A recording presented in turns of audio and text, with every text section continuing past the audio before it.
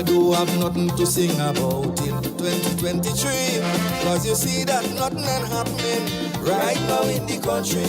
All the melee done, the confusion done, the government ain't doing no wrong.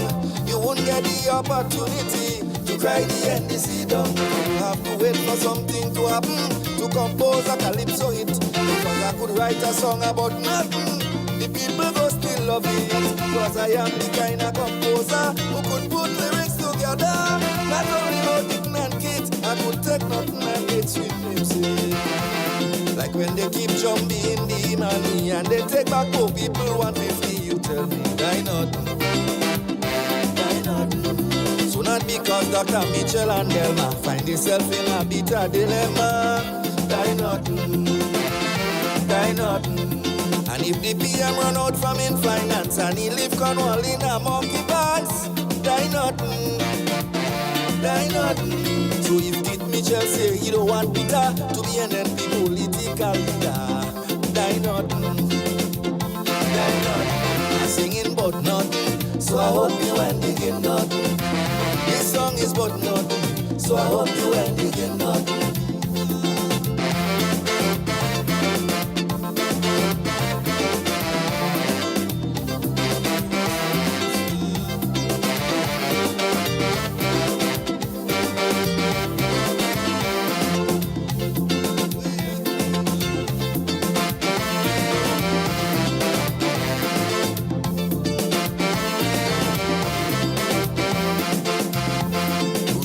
Fine like you're talking nonsense, only stupidness you don't say.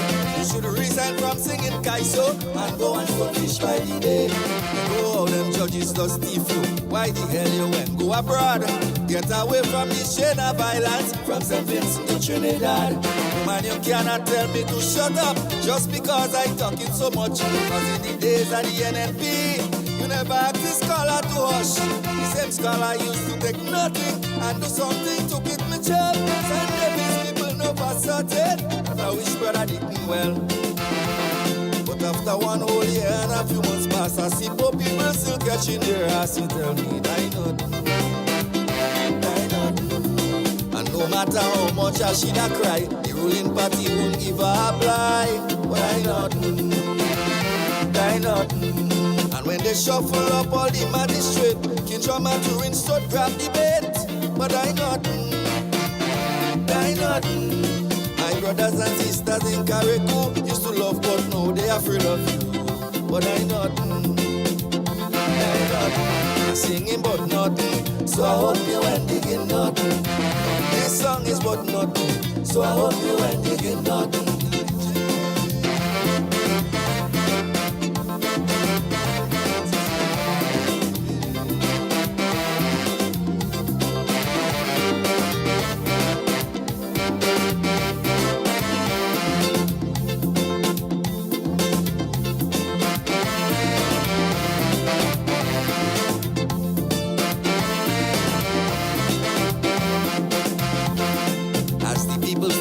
Calypsonian, my responsibility is to keep you reliably informed and apologetically. You may call me a good for nothing, you may say that I'm talking shit, you may even call me a real bad man, but can't be a hypocrite.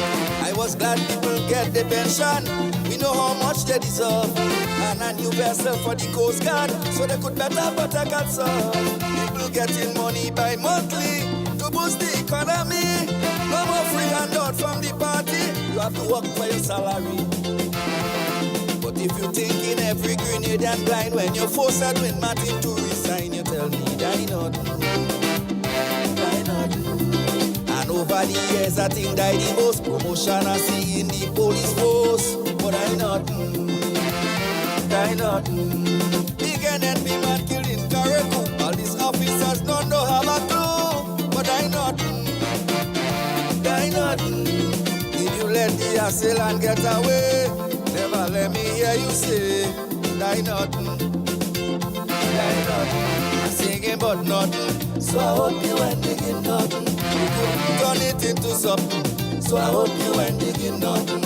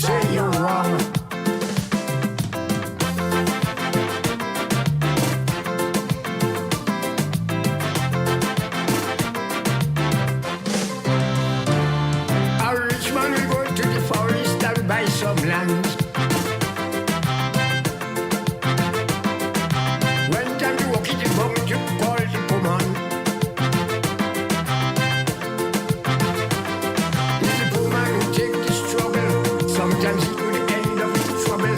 As soon as he get old and feeble, the rich man say, boy, you were able.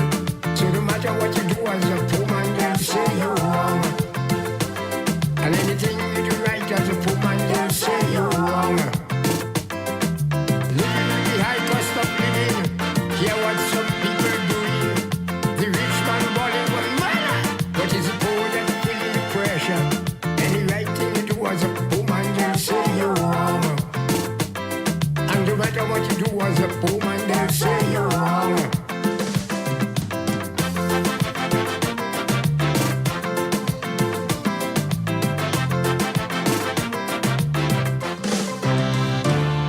A poor man does work so hard for his daily bread.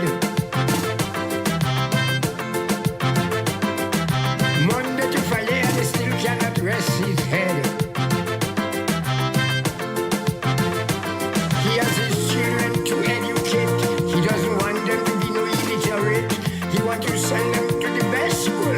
He doesn't want them to turn up no true. So any right thing you do as a poor man, they'll say you're wrong. And no matter what you do as a poor man, they'll say you're wrong.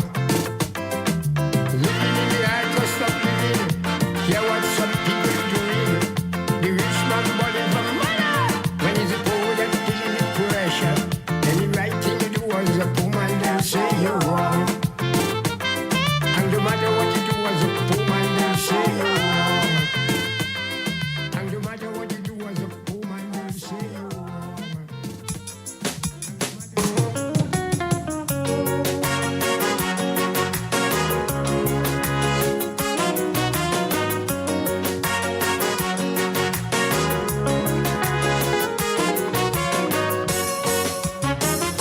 A Grenadian man up in Miami, pick up the phone and telephone me, oh God.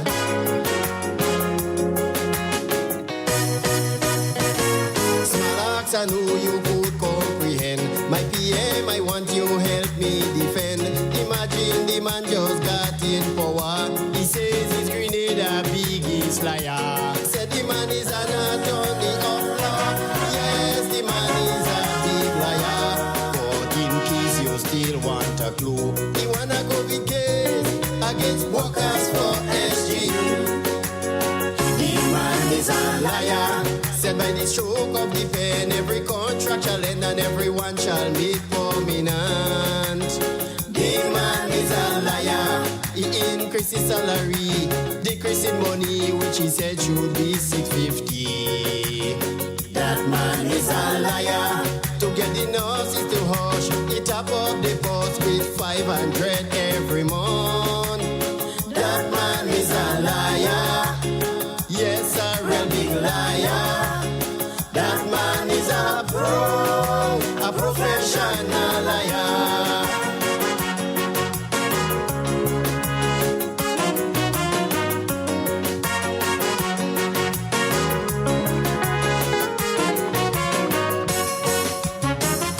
I'm telling you deep in that conversation, he said he not speaking about profession, oh God.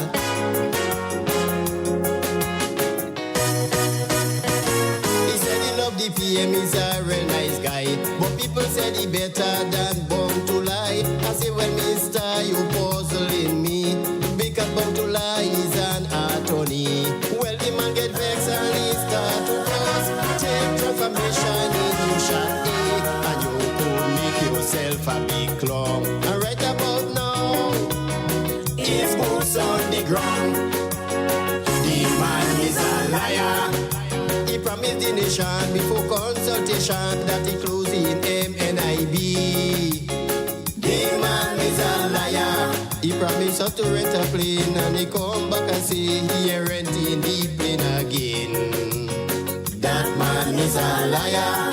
He told us to take heed. He will control the weed. He will trap it in the ocean. That man is a liar.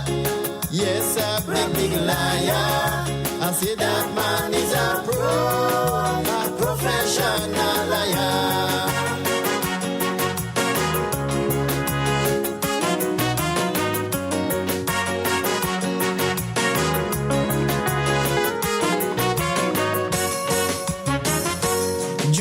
the camping, the man said this. He's a big lion now from the east, oh God.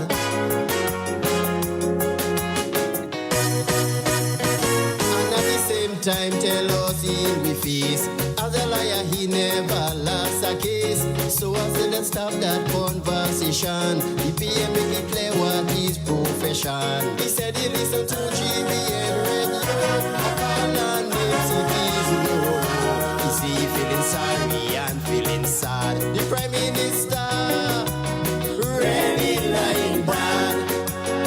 The man is a liar. He promised the nation cabinet conclusion with NNP and a policeman.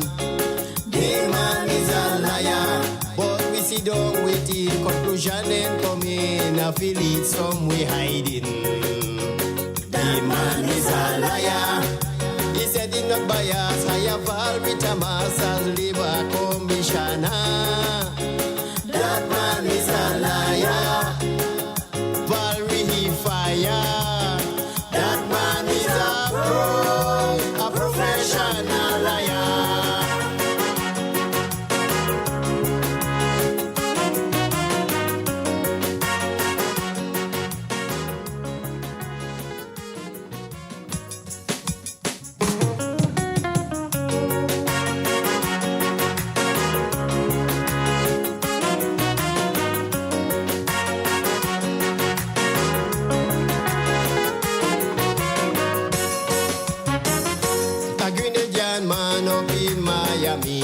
Pick up the phone and telephone me, oh God.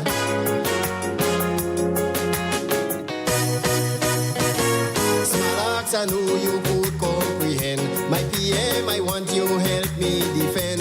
Imagine the man just got in power. He says his grenade a biggest liar. Said the man is an attorney of law. Yes, the man is a big liar. But in case you still want a clue, he wanna go big case against workers for SG. The man is a liar. Said by the stroke of the pen, every contract shall end and everyone shall make prominent. The man is a liar. He increased his salary, decreasing money, which he said should be $650. That man is a liar. To get the nurses to hush, he top up the post with 500 every month. That man is a liar. Yes, a real big liar. That man is a professional liar.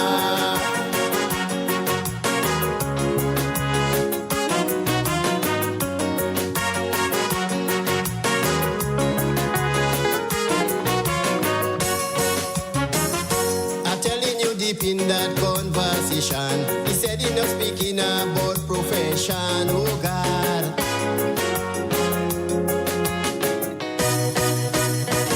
He said he loved the PM, he's a real nice guy, but people said he better than Born to Lie. I say, well, mister, you puzzling me, because Born to Lie is an attorney. Well, the man get vexed and he start to fuss. Take transformation in your shot and you yourself a big clown. And right about now, his boots on the ground. The man is a liar. He promised the nation before consultation that he close in MNIB. The man is a liar. He promised us to rent a plane and he come back and say he ain't renting the plane again. That man is a liar. He told us to take heed. He will control the weed. He will trap it in the ocean. That man is a liar. Yes, a big liar. I say that man is a professional liar.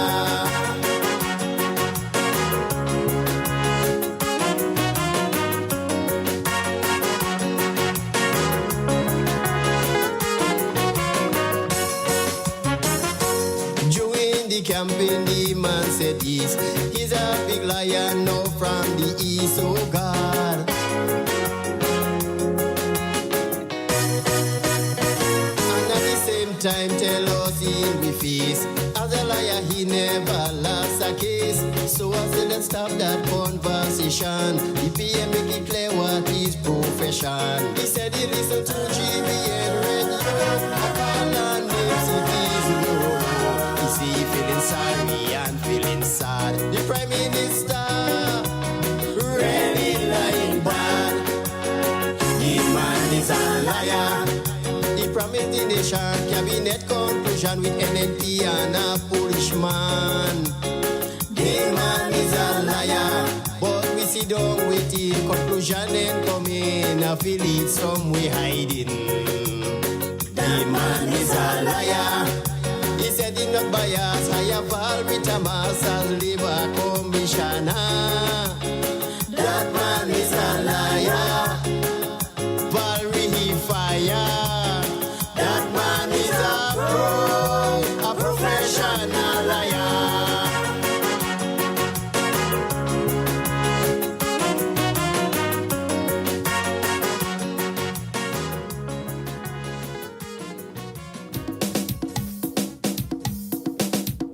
There we go.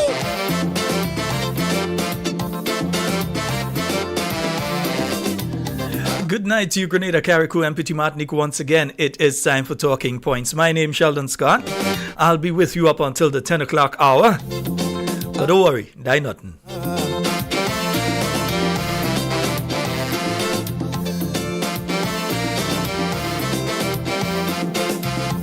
Roots man, you do have nothing to sing about in 2023. Cause you see that nothing ain't happening right now in the country. All the melee done, the confusion done, the government ain't doing no wrong. You won't get the opportunity to cry the NDC down. You have to wait for something to happen to compose a calypso hit. Because I could write a song about nothing, the people go still love it. Cause I am the kind of composer who could put lyrics together. Not only about it and kids, I could take nothing and it's sweet music. And I'll say good night to all of you joining us via 91.9, 91.5 Real FM. You tell me, why not? Why not? So not because Dr. Mitchell and Delma find yourself in a bitter dilemma. Why not? And those of you on social media, saying a special good night to those of you joining us via YouTube and those of you joining us via Facebook. Yeah, I'll do the roll call in a short while. Why not? Why not? So if Kit Mitchell say he don't want Peter to be an NP political leader, why not? Why not? I'm singing but nothing, so I hope you ain't digging nothing. This song is but nothing. So let me say a special good night to you. Let me see going on to the Facebook first. Red Girl, Maria, Yvonne Courtney, Josanne Lashington, Anna Lewis, good night. Landon Jane, Marcel Hostin, Amanda Charles, Dennis Fabio, yes, Landon Jane, Cleaver Williams, Mosquito Man, see you buzzing, bro. Connie Tompkin and Carla Walcott, good night to you. Landon Jane, Errol Bonaparte, Tegua, good night to you. Lashlyn Douglas, good night. Raphael Joseph, Tevin Simon, Bernadette Joseph. Yeah, I'm seeing all of you on to the Facebook. Let me see who's over on YouTube. Let me take a quick look on YouTube and see who is there. Gertrude Abraham, good night to you. Wilfred Antoine Sherma, Jeremiah, Deborah Laborde, Kathleen Ledlow, Maud Martin, Agnes Henry, Anne-Marie Celestine, Grant Michelle Alexander, Phyllis Mitchell, Jackie Raymond, Kim Creedland, Sky, Jessie Sherry, Daisy Andrew, Jacinta Livingston, good night to you. Listra Abraham, Gemma Warwood, Miriam, how's it going, girl? Yeah, I know you tell me, eh? Yeah, how is England? I hear it's hot, I hear it cold, I hear all kind of thing. All kind of people explain it from different part of the temperature. Baby Daddy, good night to you. Chanel, good life. Wilma, Errol Bonaparte, Faith Flynn, Hallie Douglas, Hermina Henry, yes, Henry Shaitan, good night to you. Anastasia Peterson, Elsie Peters, Sherms, and Matthew Bowen, Wilma Devonish, and Andrew, good night. Alban Harris, Stephen Simon, Maria Noel, Michelle Alexander, I don't think I've said good night to you before. Marilyn, good night to you. Alban Fitzroy Philip. Alan Jones, good night to you. Good night to Zoe. Good night to your wife as well. And Maria Noel. Deborah, right? Good night to you, Deborah. And let me see, Gloria is there. Devin is there. Christine is there. Adrian Watts, good night. Earl Benjamin, good night to you. Dominic Leroy, good night. Oswald Belfont. Stephanie, John, you and the home circle. Where's Tati? Dale Francis, Eliza Bernard, Daisy Andrew, Gloria Francis, Manda Moses, Carl Jones, Jerome, Kenneth Lewis, good night, Janice Mitchell, Marilyn Pancho, good night to you, and Zela, good night to you, my love. Hope everything is going all well and okay with you. All right, yeah, and folks, we will be having a guest on with us tonight.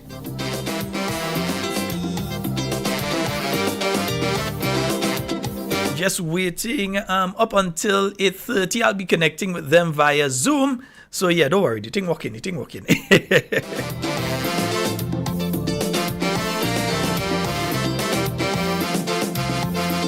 Man, I find like you're talking nonsense. Only stupidness you don't say.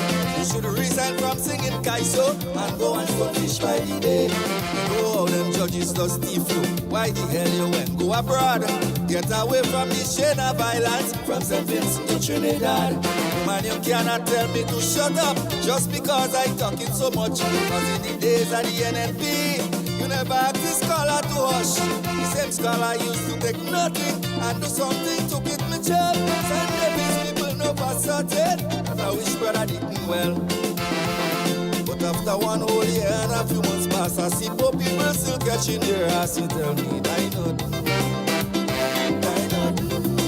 And no matter how much I should have cry, the ruling party won't give her a blind. But I not, die not. And when they shuffle up all the magistrate, Kinshama to Rinstone grab the bait.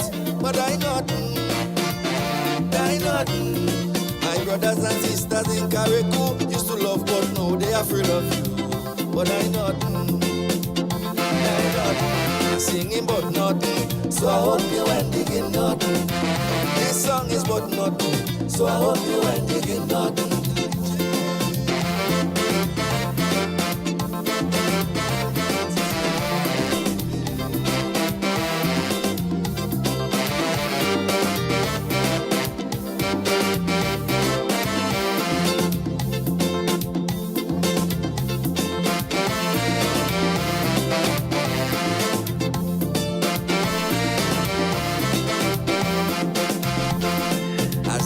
In the interim, let me say a special good night here and congratulations to all of the finalists in the various competitions. Yeah, whether it be the Groovy Monarch or the Soca Monarch or the Kaiso Monarch, we say a special congratulations to each and every one of you. Right. So we know on the night is when the thing, I ain't going in this talk about who winning this and who winning that, and because at the end of the night, yeah, is who is going to, when it's going to decide who is the winner. Yeah, so who performed better on the night? I know my favorite. All you hear playing music, so all you know who is my favorite, right? Good. So who performs better on the night? Because we know the man wasn't going and take part in competition and scholar and jump back in competition and all kind of thing and scholar, and then had to run and write tune for them and all kind of thing so that they could come and try a thing on the night to try and pull it off, because they obviously don't want somebody like Rootsman win. Yeah, they don't. Yeah, they said no NNPI they winning act wrong under them. Who tell them it? Who tell them Rootsman is a NNPI? Eh? Who tell them that? They're just assuming thing. You understand? But anyhow, you take it. Die nothing, man. Yes, indeed. And as I said, at 8:30, we're going to be joining, we're going to be having Miss Lenora George is going to be on with us tonight. And we're going to be having a discussion about the seed program. Again, there's some other aspects that we didn't get into the last time. We will be getting into tonight.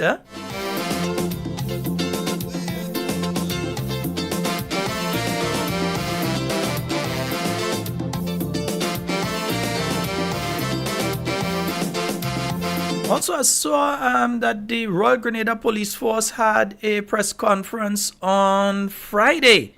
Yeah, we ain't getting into that one tonight. We'll get into that one tomorrow night. You understand? Yeah. We'll get into that one tomorrow night. I didn't think we were getting to that one today. Somebody calling, let me try a call still. Yes, hello, good night. Yeah, good afternoon. How are you tonight? Hey, I'm quite fine. You're live. Go right ahead. Good. I don't like how they treat inspector because I think it's a political thing and it's how they treat him, inspector. They treat somebody Calypso Barn and Richmond Kelly understand. He should understand.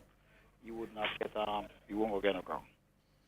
Well, brother, let me say this, sir.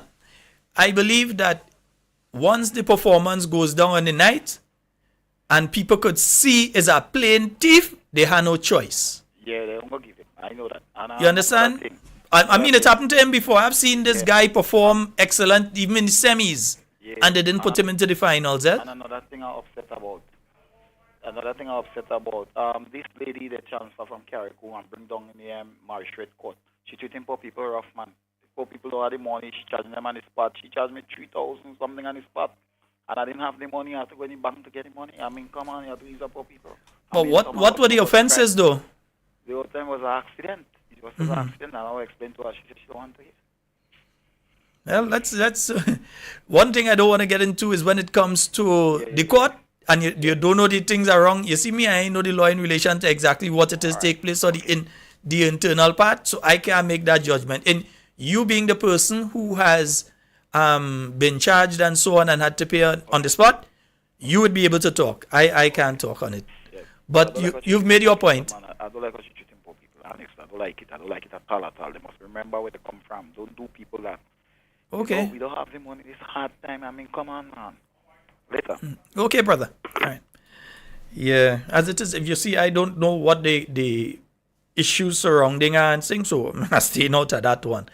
All right, and yeah, let me just make sure because I have to set up here to make sure that so let me just put a nice little tune here for you all while I set up the Zoom. All right, nice, yeah. Papa Jerry, boy, you make it into the finals, boy. We Papa. Ooh, yeah. I am stuck between a rock and a hard place in this modern time. God gave us a gift, we prayed and we curled the hand, still He gave us a mind. Think about positive endeavors to make we life rise up. But some people that I know thinking so low, they pray living in the dust because they would see it on the name of a brother with malice intention, when instead they could be uplifting a sister for life progression. It is so hard now when a man turn a big man and still didn't grow.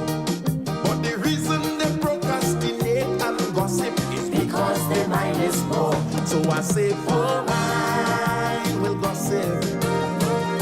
Illiteracy, simple mind, talk about places that they could never be. Ordinary mind, talk about events and personalities, but good mind speak about ideas, and great mind speaks philosophy. The mind is such a spiritual force, will make you do what's right. And for sure, my friends, you are in control, so there's no reason to fight. I know you've heard this before. Life is how you make it, so be honorable. Now when you sit in a state of idleness, that making your mind simple. Now all you should know, your mind is the center of your universe. A bad thing to waste, yes man, in all different sizes, and in your head it was placed to uplift and elevate those around me with tremendous grace. Positive is always the way to go. I want to please stay away from this, because I say poor man will gossip. Illiteracy, simple mind, talk about places that they could never be. Ordinary mind, speak about events and personalities, but good mind speak about ideas, and great mind speaks philosophy.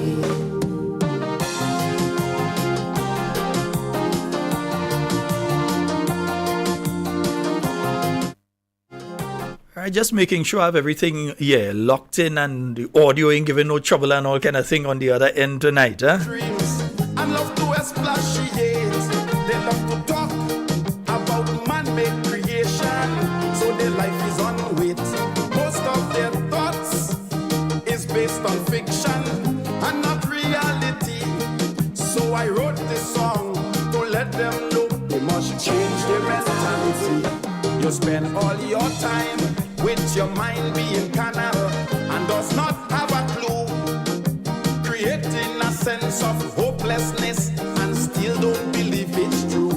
You really don't know how to uplift your standard, man, only wasting time. I know the reason for that, my friends. Ordinary mind, oh mine will gossip. Illiteracy, simple mind, talk about places that they could never be. Ordinary mind, talk about events and personalities, but wouldn't mind speak about ideas and great minds speak philosophy. I've tried my best for my mind to be good and one day be great. That is why you could never get me to sit and procrastinate. Something needs to be done. I will get up and do it without hesitation. That is why I'm working so hard. Yeah, so as I said, tonight we will be having Miss Leonora George on with us, just making sure, as I said, everything is working well in the background. Yeah, so make sure you like and share. See at 54 likes on YouTube there. Yeah, 55 now, right. Let's increase it. Let's get to 100 likes on both YouTube and Facebook at least. We're going for 200, but at least 100 on both of them. And also ensure, apart from liking, that you share. And you can share also via YouTube. You could share it via the YouTube. You could share it via Facebook and so on. Right. You could share the YouTube on Facebook as well. And you can share both of them via your WhatsApp. And you can send it via Messenger. Even if you had to email the link to somebody, send it out. Let people know that Talking Points is on. Because it's going to be a very, very, very interesting discussion here tonight. Nice. Just making sure you all know. Land and go. Hey, hey, hey. Land and go.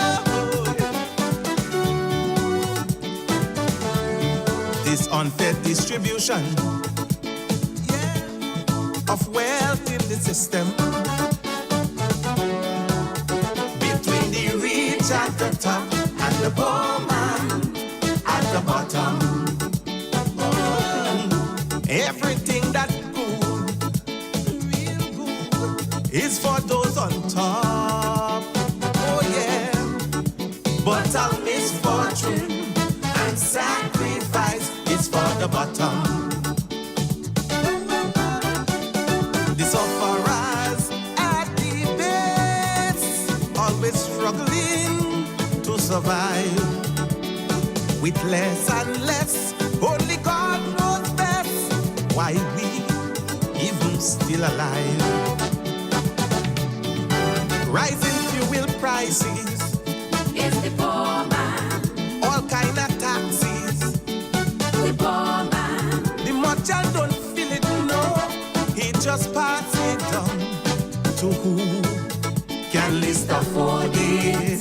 Whoa, whoa.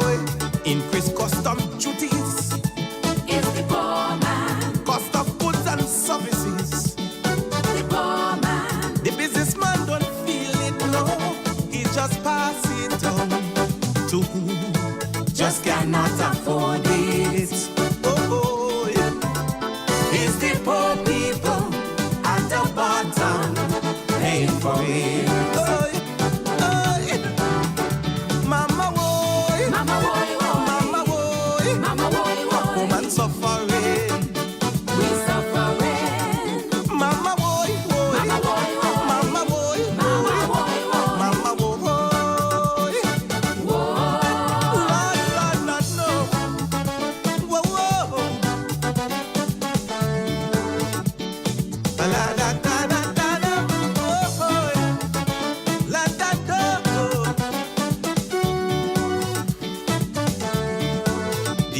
from the ghetto, can't afford to go. No, to a chronic or Montano, reggae or calypso show. But those with the money, plenty money, getting complimentary. All the promoters, them too, helping to keep it so. The money man get the best seat, while the poor man outside the gate.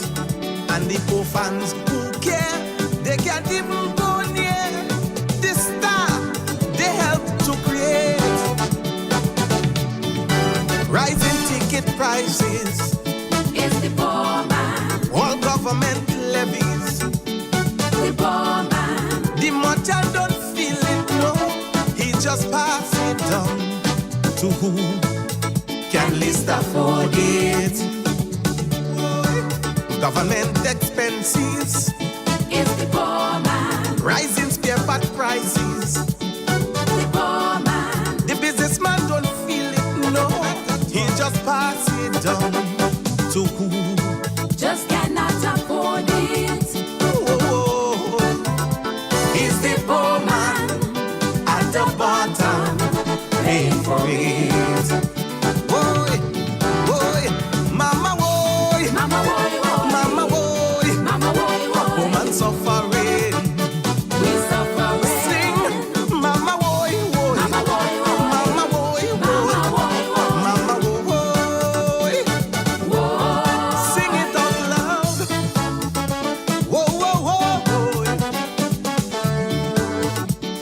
Don't afraid to cry, don't afraid to cry. Whoa, whoa, whoa.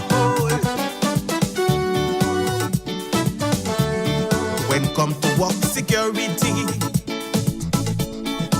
is more stress and worry. Plenty worry. Cause your job, as you know, here today but not sure tomorrow. And when things get crucial, real crucial, and it's time to cut back, yeah, it's always the laborer man, not management, getting the axe. The rich man always gets richer, cause society does give him more. And the poor man with 3 children or 4 in a shanty, sleeping on the floor. All cut back on wages, It's the poor man, high management salaries. All right, folks, I have on, let me just make sure my audio there and thing, all right? Miss George, are you hearing me? I am hearing you. All Good, right. good night to you. And let me just make sure I bring you up so that people could see that you're here, right? Yes, folks, we have on with us tonight Miss Lenora George, and she was the former manager of the SEED program. And we will be having a discussion in relation to several issues surrounding, clarifying some issues surrounding the SEED program. We did promise we would get her back on with us. We were trying for last week, but I had 1 or 2 little difficulties in studio. So we have her on with us tonight to discuss the SEED program once again. So any opening statements from you, Miss George? Well, let me say greetings. Greetings to you, your listening audience at home and abroad. And I know you have a wide range of them. So to your massive audience out there, I say greetings to you. And I am indeed grateful for yet another opportunity to address misinformation, that misinformation campaign on the Support for Education, Empowerment and Development Program, SEED. And, you know, I want to quote Tom Rosenstiel, who is author and director of the American Press Institute and a fellow at Brooklyn Institute, who says, Misinformation is not like a plumbing problem you fix. It is a social condition like crime that you must constantly monitor. And we know we have the issue with crime now. So we have to consider this a crime. And I consider it a crime on our vulnerable community, so it should be addressed. Of course. And you know, many people naively believe in the recent allegation. So much so, at the semifinals last night in Progress Park, my very good friend, Teacher Eddie, I've been supporting him for a long, long time, in one of his calypsos, highlighted the fake news being propagated that seed registry is populated with dead people. No, can we fault him for that? No, he took what he heard from the custodians of the program as gospel, and so was confident to put it in his calypso. And this was sung in the tents. So just imagine the number of persons who have been exposed to that, you know. And it was again last night in semifinals. And you know that would disturb me. Yeah, So it is my hope. I know it will. So it is my hope that I am really hoping that one of our reporters, and I know we have a lot out there, will decide to dig deep, investigate this. Do we have anybody doing investigative journalism? I'm wondering, because I think it's about time somebody investigate. Prove me wrong, please. I want somebody to prove me wrong. You know? However, in the meantime, I am committed. And you see, I'm wearing green tonight. I don't know if people would notice. I'm wearing green tonight. And this green is the color of cedar. And it's a demonstration of my commitment to the program, because our color green, and I didn't choose it, neither did the NNP choose green. It was the original parents of the program who chose the color green because it is considered a healing color, as well as it represents growth, freshness of energy, and fertility. And in the context of seed, prosperity for our families. So I'm green tonight because I am committed to seed. Okay? And I am committed to being an advocate for our seed beneficiaries to ensure that their rights under the program are being respected, that they are treated with dignity and respect in an atmosphere of transparency. So tonight, I wish to invite you and your audience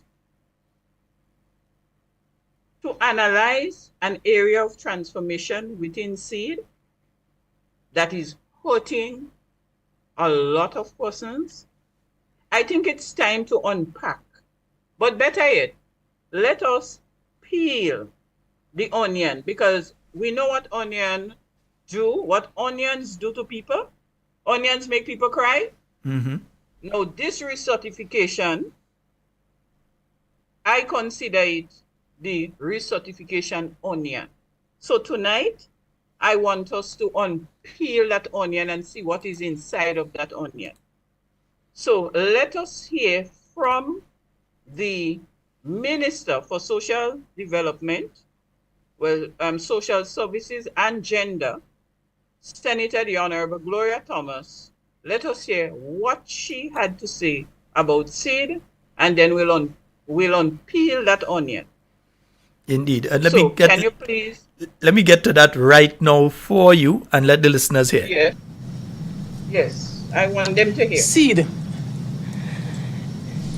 The recertification of the Support for Education, Empowerment and Development Program continues. The exercise is geared at sanitizing the list.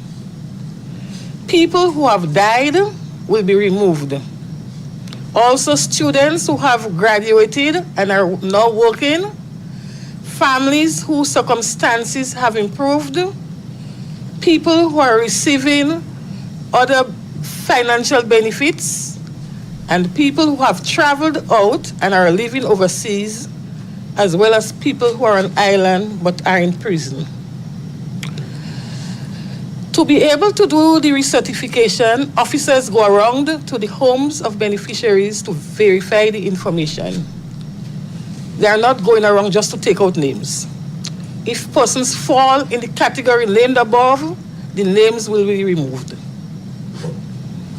The temporary measure that was employed to assist families to cope with the impact of COVID-19 ended December 2022.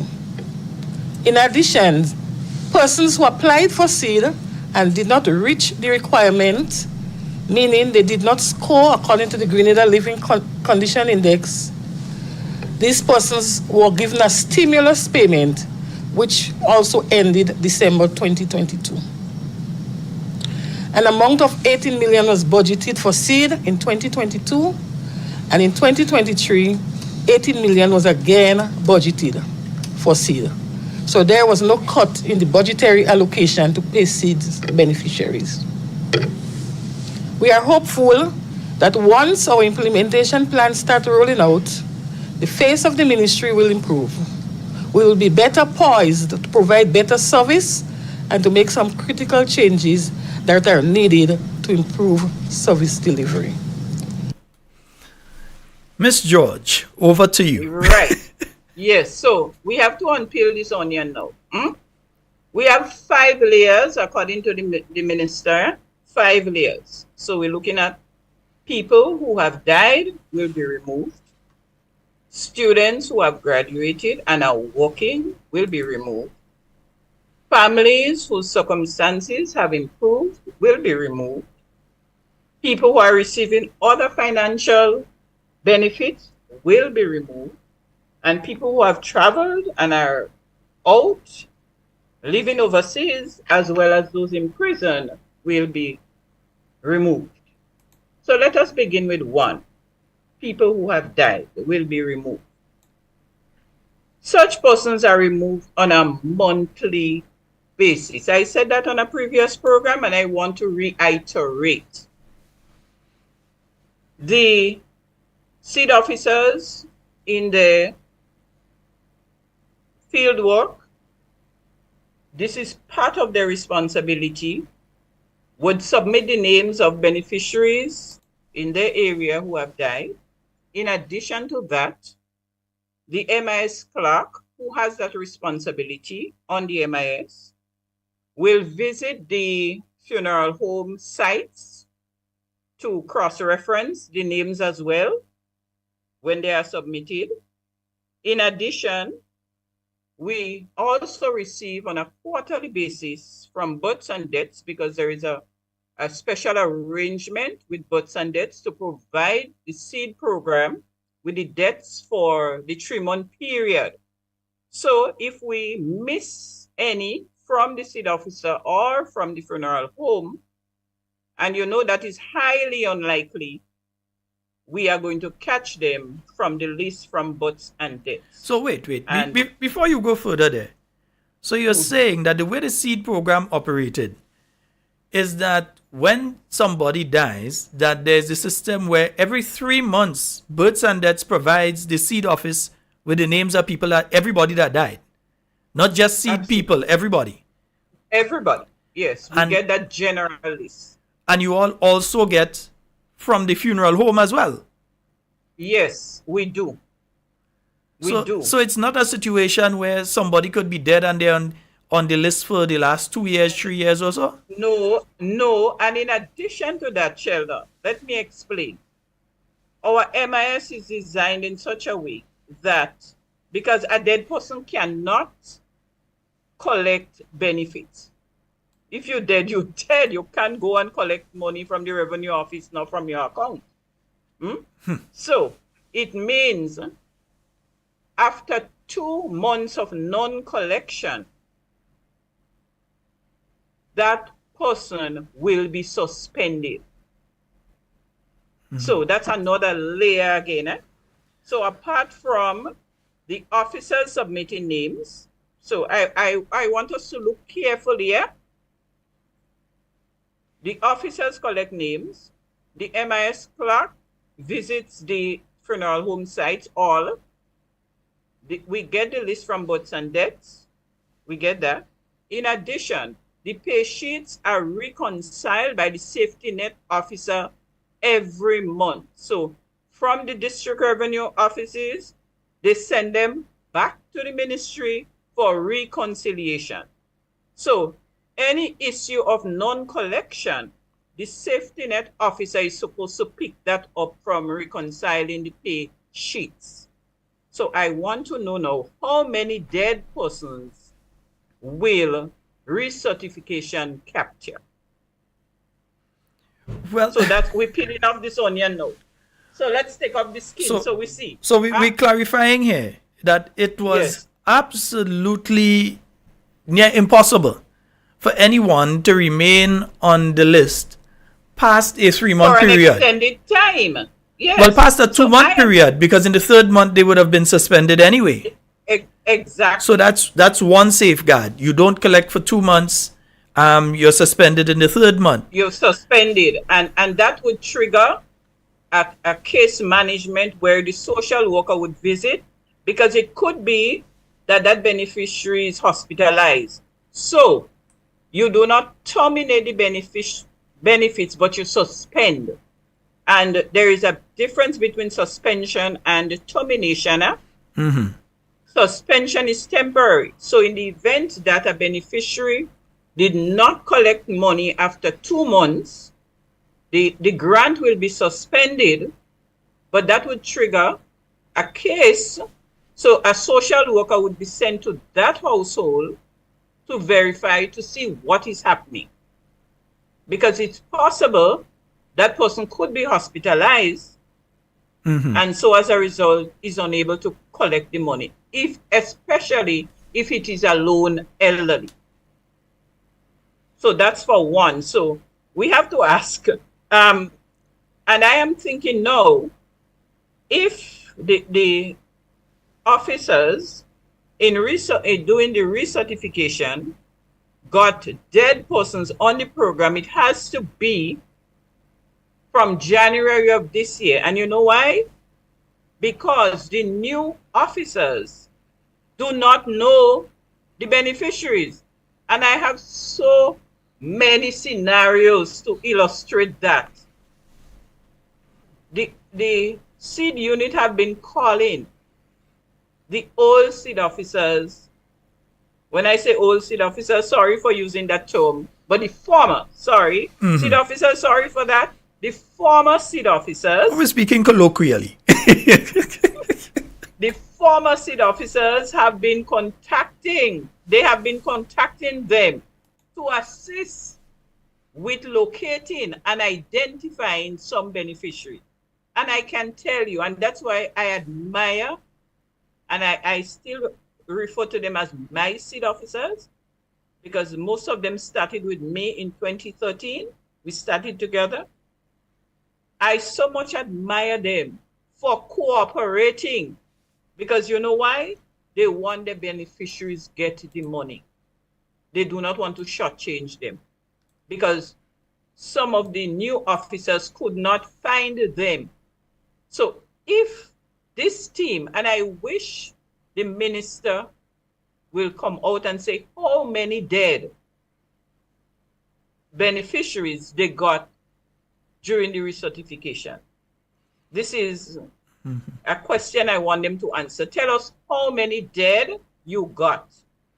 And when you ask that question, exactly, that's the question. And when did I? Because Yes. during the process, of course, you have people who have died within the last probably week, within the last month or so, that have been on the seed program, and their name would still appear on the pay list. When that process takes place, when you receive the list now from births and deaths, they would be removed. So I agree with you. It's an interesting question. I'd like to hear the minister respond to that one. I very much so. So let us peel the next peel from the onion to students who have graduated and are working will be removed. Again, we have an exit report every month. And it's generated from the MIS because the seed officers, and you can ask any of the seed officers, and I wish, as I said, a reporter can decide to investigate seed. Ask the seed officers what were the roles, and they would tell you that they had to do the exit report every month, and that's what the exit report captures. And I find that very insulting for the school attendant officers who have been, and that's their primary responsibility, the school attendant officers. They go to the schools because they have the lists of names of all our student beneficiaries.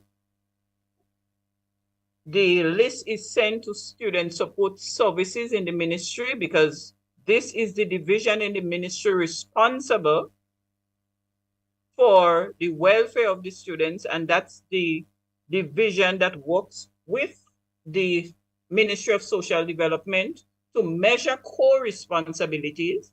So the school attendant officers feed us with that information. And while that is an area that needs development, because not all school attendant officers cooperated, especially during the work to rule. But there are some seed officers, not seed officers, school attendant officers, who were outstanding, exemplary, passionate about their work. Persons like Mr. Hood, Mr. Richardson, those persons were always in the ministry, coming to look, coming to bring information, coming to follow up on the students. Recently, Miss Lisa Sincere, who is a newly appointed school attendant officer. That's an insult to these people. We have newly retired school attendant officers like Mr. Buckmeyer, Mr. Christopher, and Miss Christine Smith. These people were very passionate about their work. They were out in the field with these seed officers. Those in Grenville have had an excellent relationship with the seed officers. They were always in the social development office, collaborating. And to say no, that you have so many students out there on the program who are working, to me, that's an insult to these people. It's not fair. It's a very unfair comment or statement to be made by the minister. I don't know who is feeding her with that information, but that's a very, very unfair statement. But she has friends very close to her who could give her that information. I mean, I see she does be liming with people who could give her that info, but you stay out of that part. She have friends liming with who could give her that info. I wonder why they ain't giving her. I don't know. It's bothering me. It's perplexing. So let us look at the third peel of the onion now. Families whose circumstances have improved. Now, this category, to me, is the real weapon of destruction here. And you know why? Because it is not clear. What does the minister mean by families whose circumstances have improved? What measurement would she use to determine that? What assessment?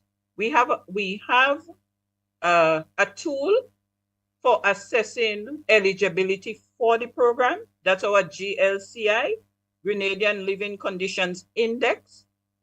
And this is a single index score that aggregates 21 variables through 6 dimensions of the quality of life.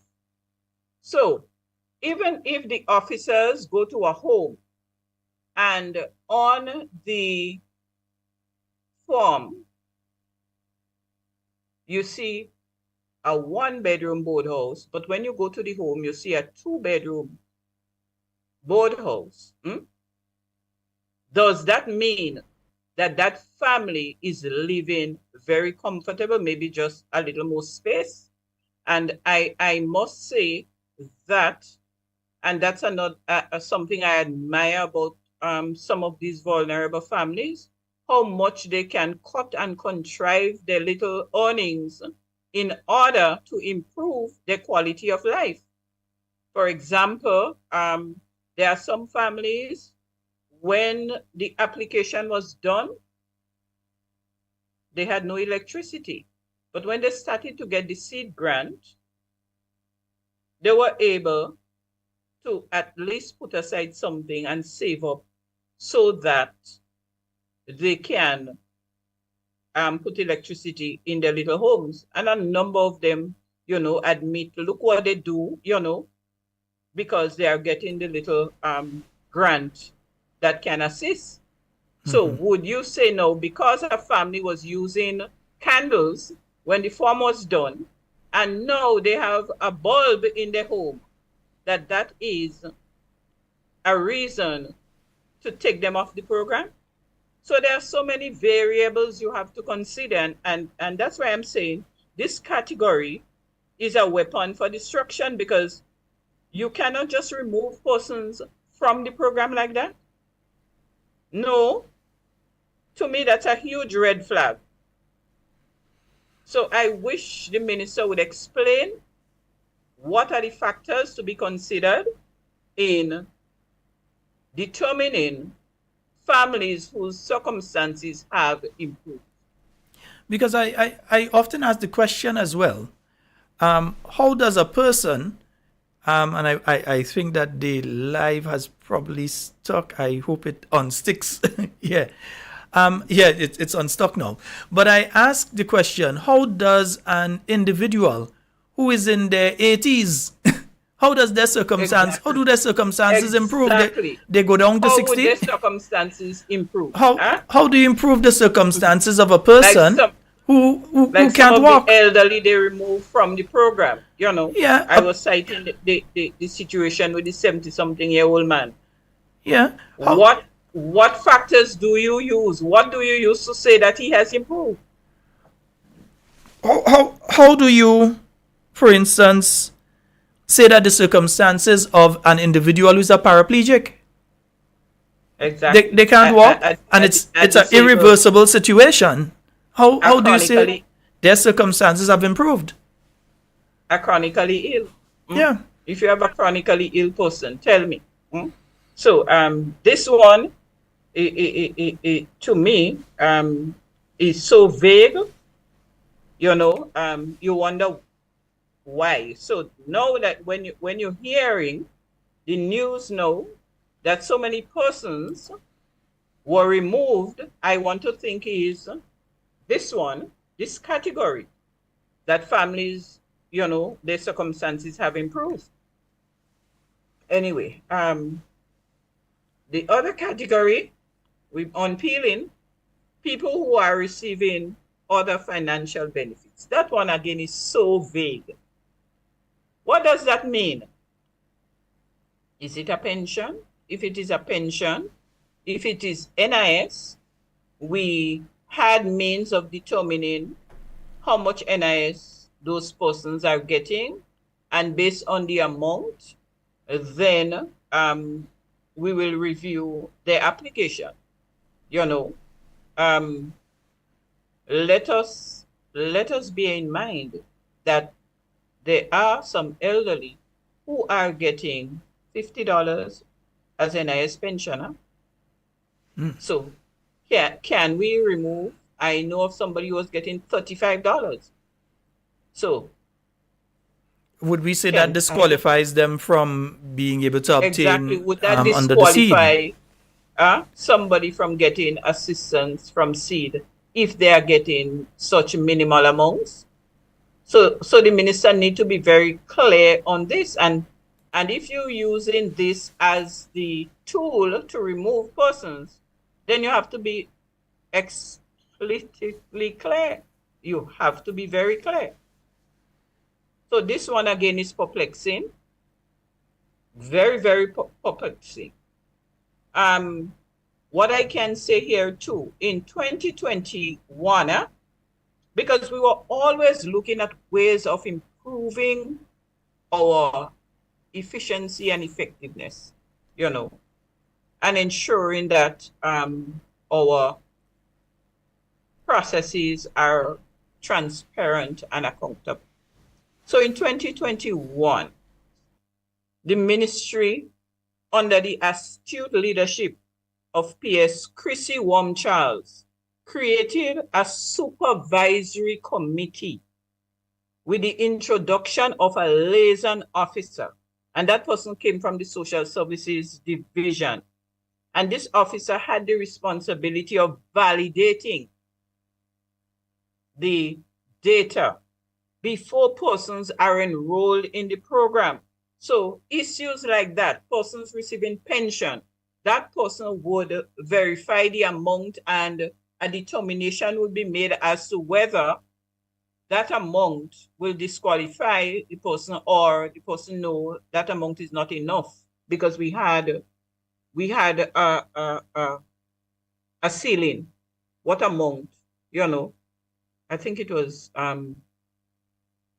$500 and more. I'm not too sure. I have to double check that. What was the ceiling? But there was one. Okay. So we were always adding layers to verify, and validate the data before persons got onto the program. Then let's look at that other one.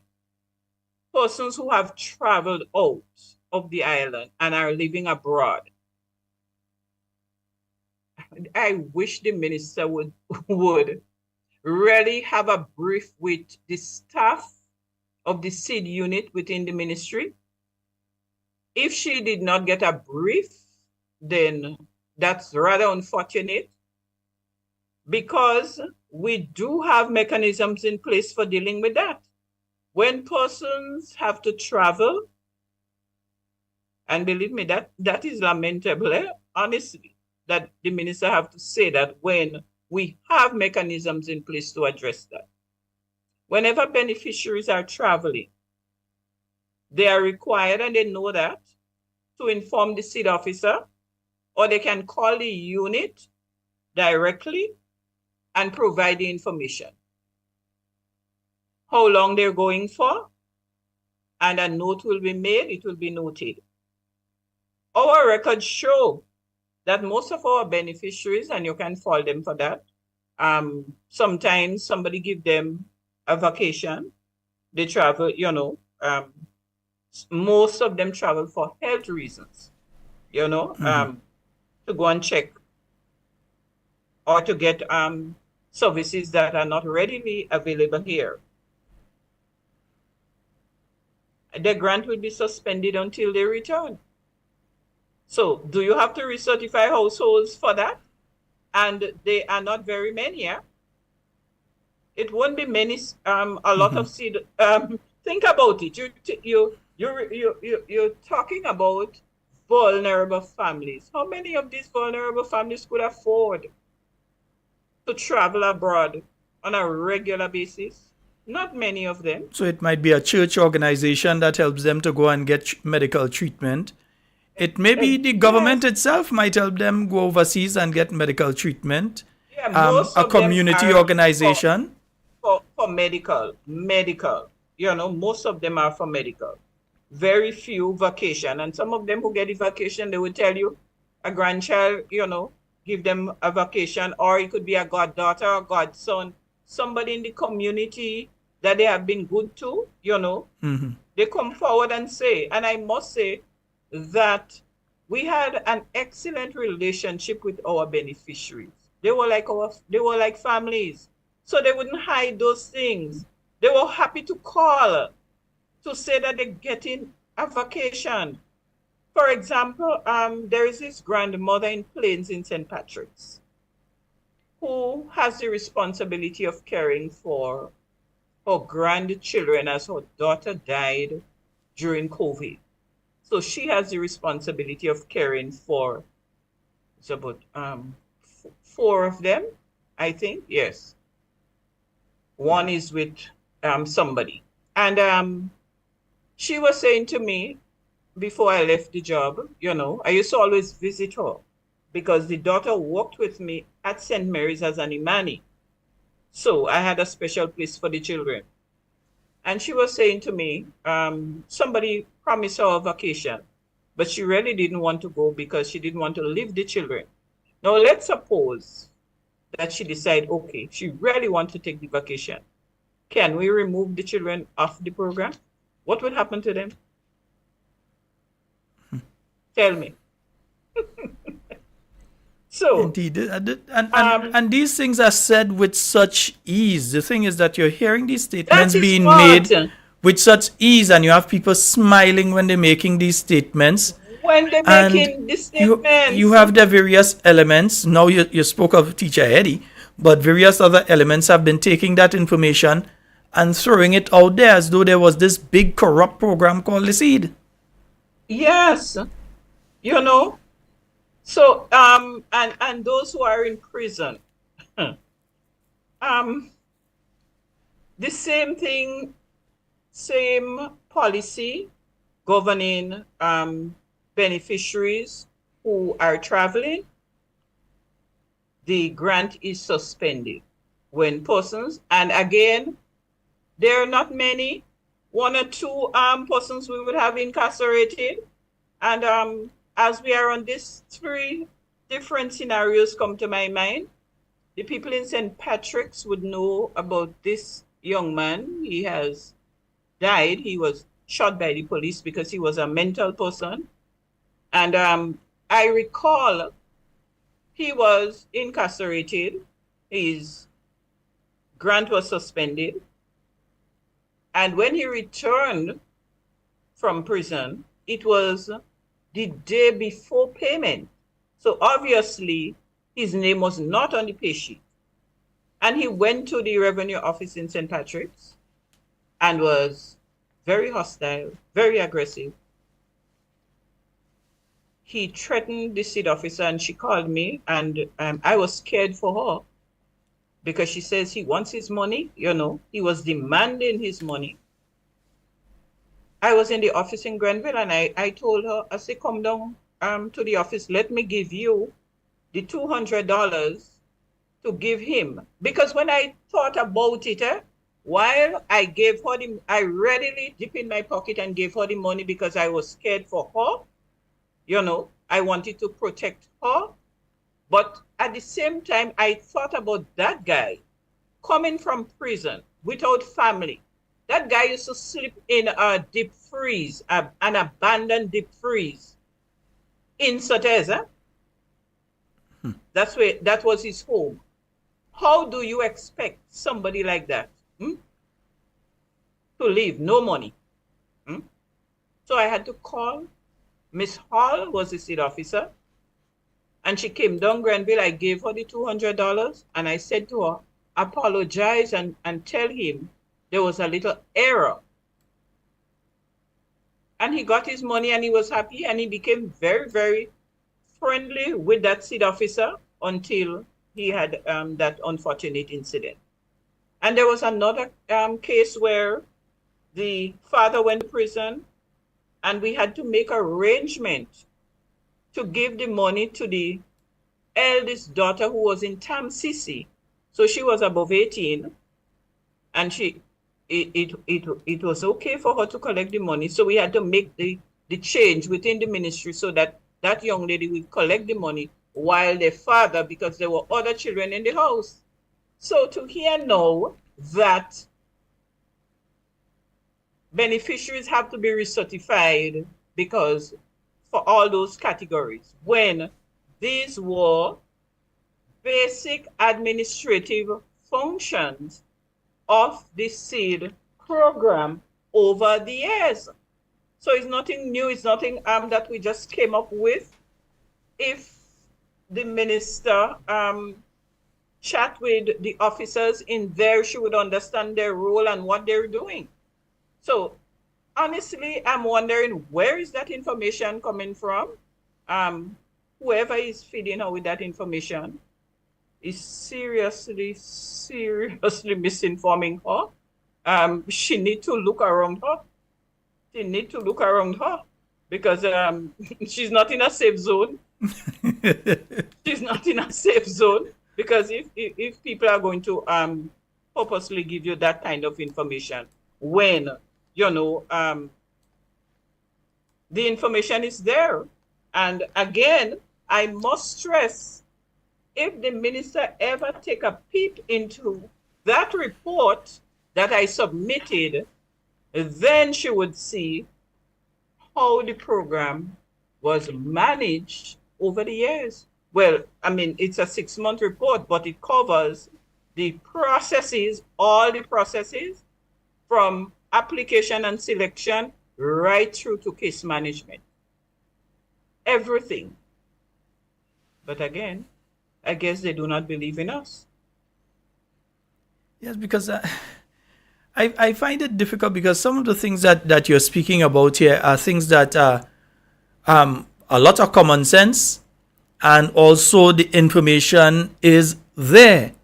Some of the core staff are still there within the department and can provide proper, truthful information in the same way that you're doing tonight, can provide that. And even though, have you ever been asked for any information since demitting office, since leaving the ministry? Have they ever called once and said, well, we're having some difficulty with this, we'd like some clarity, or we found this and we would like to find out what this is about, or so on? Have they ever done that even once? Nobody reached out to me. But let me say, Sheldon, that 1 month after I submitted that half-year report, I requested a meeting with the PS to discuss the report, because I submitted the report and nobody asked me a question about the report. So after a month, I thought, no, I need to discuss that report. So I requested a meeting with the PS, and when I went into her office, we sat down and I told her why I was there. She said to me, you sure you give me? I said, yes, PS, I gave you that report. Then when she looked on her desk, the report was there, and she said to me, but I didn't look at it.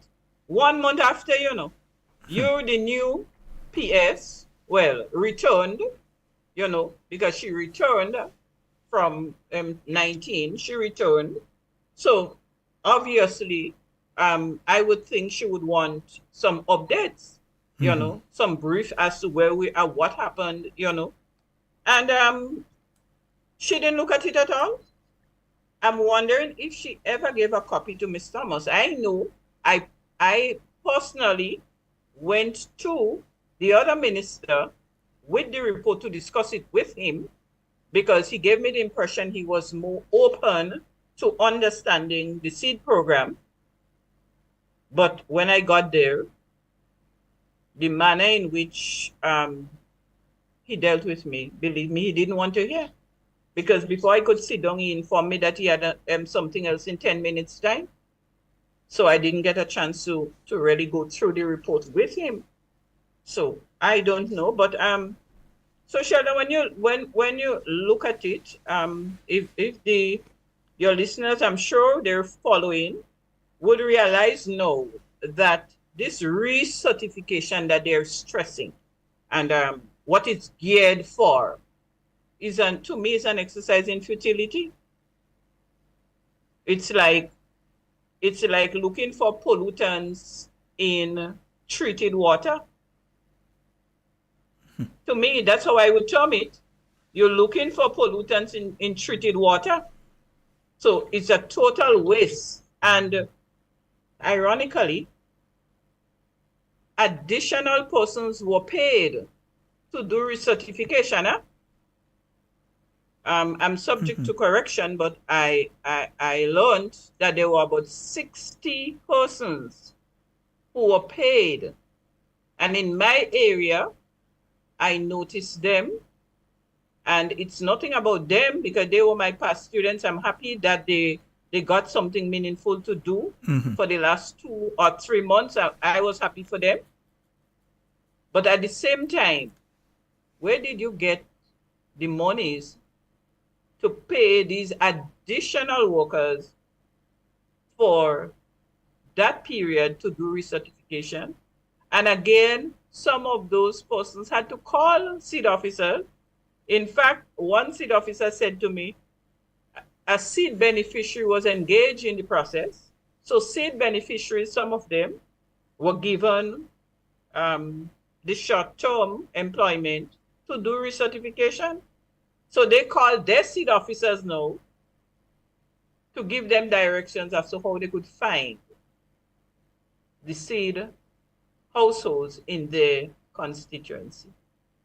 So even if they were still using the former seed officers. So it's like they send them home, but still utilizing their knowledge and but skills. it's still, exactly. So you see the hypocrisy. So one of the listeners is calling it the recertification process is restorative justice, rebalancing and realignment, because that seems to be what is going on when it comes to the recertification. But rebalancing for what? Because it's not in accordance with the operations manual.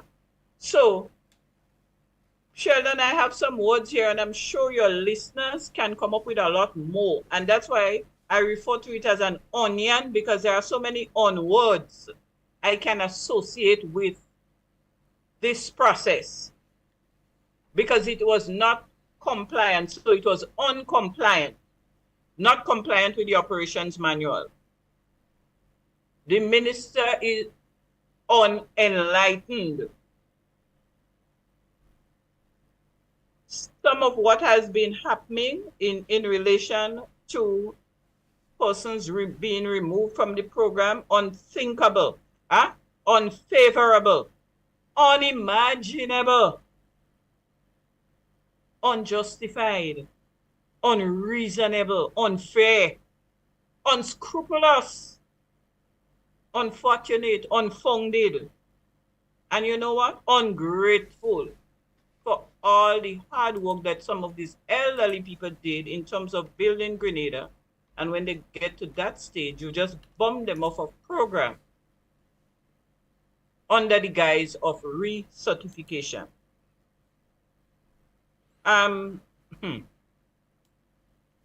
This is so, as I said, so unfortunate. Believe me, just like how an onion will burn your eyes and make you cry, this is what this recertification is doing to our families who have been affected. But before I go into a case that I highlighted yesterday on Real FM, let me say though that my advocacy have been working, Now they would not come out and admit, but a number of the beneficiaries have called me to say that they were called and given some flimsy excuse. Or they weren't sure was this person, or they didn't see the name, they made a mistake. So a few persons have been called in and given money this month. And in fact, one lady said to me, only on Thursday she was called, and here the excuse they gave. We didn't know it was you. Now she went in June. Her name was not on the list.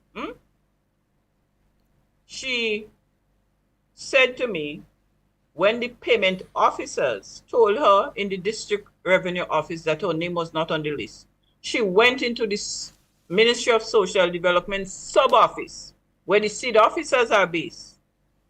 They went on the system and told her her name was not there. So that means the MIS did not print her name on the pay sheet for that month. She was taken off.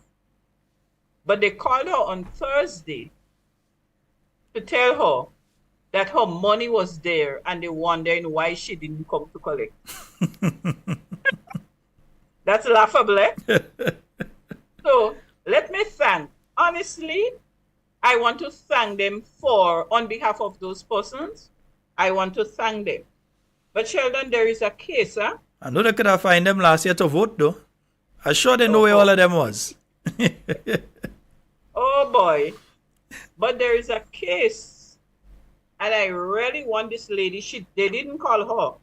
This lady was not called for this month so far. I last spoke with her on Friday. And this is a 72-year-old. This one is really burning my eyes up. This is a 72-year-old who lives in Telescope in St. Andrews, has a 42-year-old disabled and severely disabled daughter who is both blind and deaf, and she did not receive money since June, July, okay? She did not receive anything. I don't know what they're going to tell her now. But I am going to speak. I am going to contact all the relevant persons, because I think persons like, I'm not sure if Miss Gabriel is still in the Council for the Disabled, but these persons need to know what is happening, because this disabled girl needs attention. How do you justify removing a 42-year-old blind and deaf person from the program?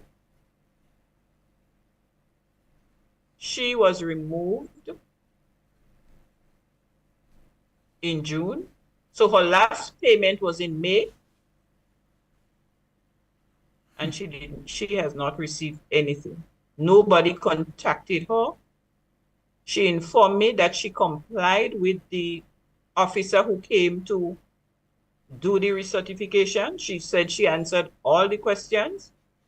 When she did not receive any grant in June, she went into the office. She said she went back with her ID and her daughter's ID, and she was hoping that she would be reinstated July.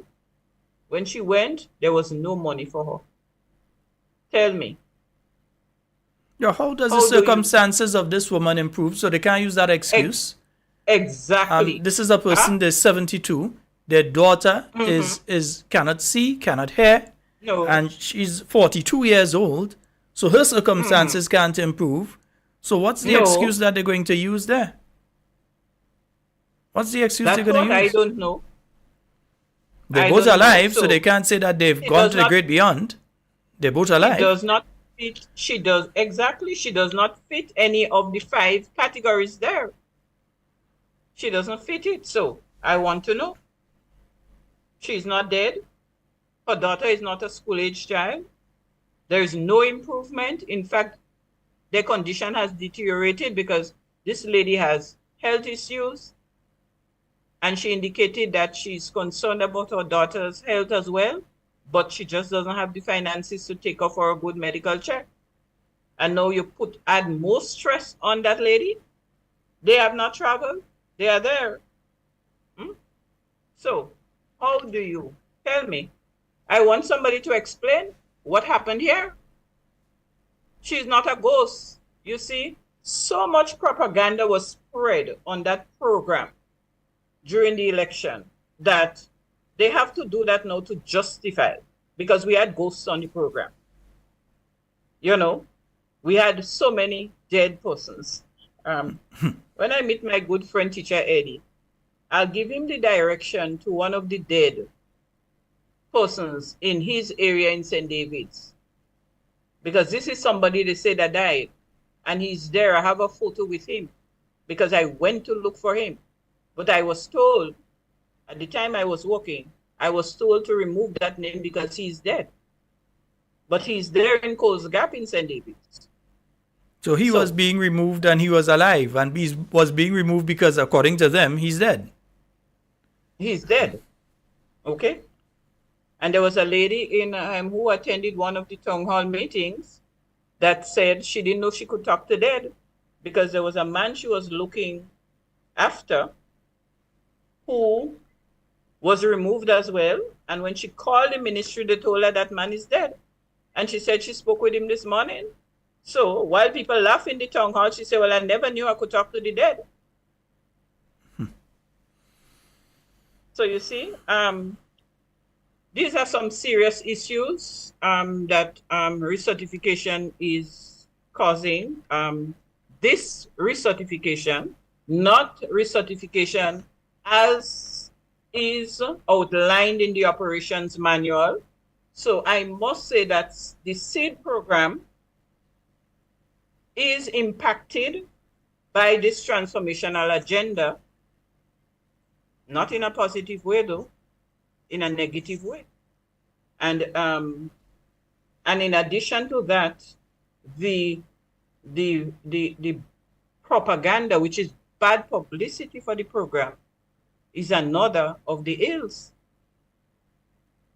You know, it's so unfortunate. My goodness. If we continue with that clip from the minister in relation to let me play it. Let me play this play one it for again. you. Play it again. The same one or a second one? You want me to play the same one or another one? Okay, let's look at the other one. Let's Okay. look at the other one. Okay, Yes. no problem.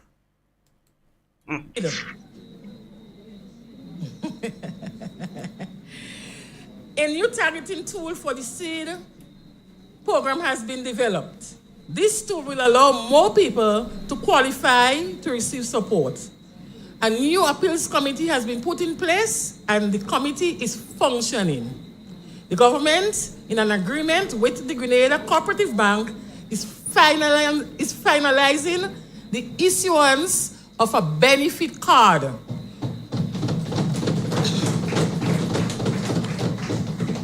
Which will allow SEED beneficiaries to access their SEED payment easily and at any time.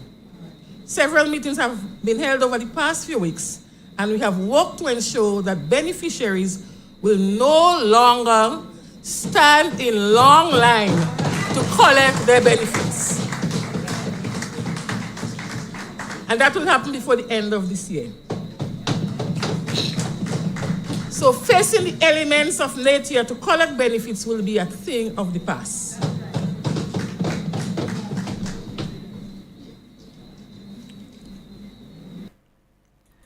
So we've heard the minister there making some other statements in another forum. Yes, and that forum was the town hall meeting in St. Andrews, where the ministers reported on the 1 year in office. And I listened to the entire, because it's on Facebook, because I wanted to put what she said there in context to see, because if you listen at the beginning, I was wondering what was the giggling about. I really wanted to understand the giggling. If she got a joke or if SEED is a joke. You know, I was wondering if she got a joke before she took the podium or if SEED is a joke. But I realized even in the first presentation, when it came to SEED, she's amused. Yeah, she flashed a big smile before she started to Yes. speak. With that, Yes. she says seed So- and then she grin. Yeah.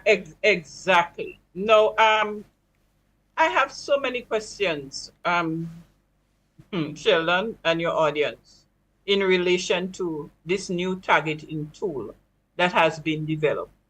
Who developed this targeting tool? What is the name of this targeting tool? The targeting tool that I left in seed, the GLCI, the Grenadian Living Conditions Index, was developed by a consultant. That person was Yadira Diaz. She was referred to by the World Bank and contracted by the World Bank and the government of Grenada to develop that targeting tool, which is a complex tool. It took 4 years. 4 years for the consultant to develop that tool, to test it, so that it can be put to use. And there are errors of exclusion and inclusion, hence the reason for the appeals committee. So when the minister says that they have developed a new targeting tool, when was that developed? Are we just saying things because people expect us to report? Or do these people think that Grenadians are so daft, we're so dumb, that we can't think critically and ask questions? If a new tool, Sheldon, if a new tool is developed, then you must have a new intake form. Because the intake form that is being used now for recertification is the same form, is the GLCI form. Now, if you develop a new tool, your tool must have a name. Your tool must have a name. That one is the GLCI because it's a proxy means test. But it was revised to reflect our poverty situation here with our indicators. And I'm wondering now, what are the indicators used for this tool? What are the indicators that were used for this tool? And why are you using the GLCI form? So who is fooling who? And that's why I'm saying we have some reporters, and I think they need to be a little more responsible and ask the questions to get certain answers. Because if a minister who has been in office for 1 year in a program like SEED makes that statement that we have a new tool, wouldn't you want to know about this new tool? But I would ask the minister about the new tool. wasn't the original tool developed along with international partners? It wasn't a fully Grenadian thing that was developed. And with statistics. Statistics play a major role because they would have all the data from the poverty assessments being done, the surveys. Okay? They were very instrumental in the development of our GLCI. You know, they were very, very instrumental in the development of our GLCI. So I am wondering now, what is this new tool? Because our Grenadian Living Conditions Index is an assessment based on the multidimensional poverty measure, you know. It's a proxy means test derived from 21 variables of 7 dimensions of the quality of life into a single index. So, I mean, it's not a situation where somebody walks to somebody and they say, well, okay, you look like you need seed, and put them on the seed program. No. So there's a procedure that you go through. So you don't just walk by a person and they say, hey, you're inside or outside toilet, you live in a board house, how much bedroom, you're running water, electricity, bam, and you put them on the seed program. You don't just go through that. All the information you're collecting on the form is a 40-item form. each variable has a scope, but we do not know the scope. The consultant, when she came here, she did a training in preparation because as time progressed and things changed, the tool has to be revised. And it is about time now that the tool is revised. In fact, the former government had created a committee to review and revise the tool. I was the chairperson of that committee, and we started the process of looking at the intake form, looking at the items, how relevant they are now. So for example, at the time when the tool was developed, cell phone was a luxury. Internet was a luxury. Now it's a necessity. So that must be revised. Let's look at toilet and bathroom. At the time, in 2011, when the work began on the tool, work began in 2011 and it was completed in 2015. Most of our beneficiaries did not have that facility, that service.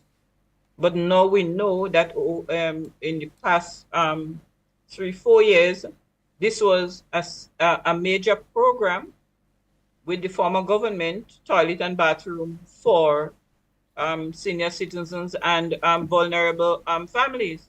So now quite a number of them have. So would you say because a family now have toilet and bathroom, that their living conditions have improved, so they need to get out of seed? Maybe that is being used. So there is need to revise the tool. So the tool can be revised, but don't tell me that you develop a new tool. And here, a new tool to favor more persons on the seed program when you are removing persons from the seed program. You are going to develop a tool for more persons to get on, and you are removing persons now. Well, I also heard the minister in the previous clip saying that how there was no cut in the seed budget, but the previous year, in the 2022 budgetary cycle, it was 26 million. I think it's down to 16 million right now. They can check 18 she said. Yeah. 18, to 18, but down to 18, because if she checks page 357 of the estimates of revenue and expenditure, which I'm pretty sure she didn't read, she would see there that in the and I'm speaking of the 2022 revenue and expenditure here, she would see that it was 26 million that was put aside for the seed program. So to go down to 18 is a cut. Exactly, because Sheldon here, look on this page of my notebook here. For 2022, January to June, that was in my half-year report, we spent 13 million. $295,775 for 6 months. So how? I heard the minister say 18 million was budgeted for 2022. That cannot be. When for 6 months we spent 13. So it has to be in excess of 26 million. Yeah. And 26 million was the figure that was budgeted in 2022 in the budget that was read in November of 2021.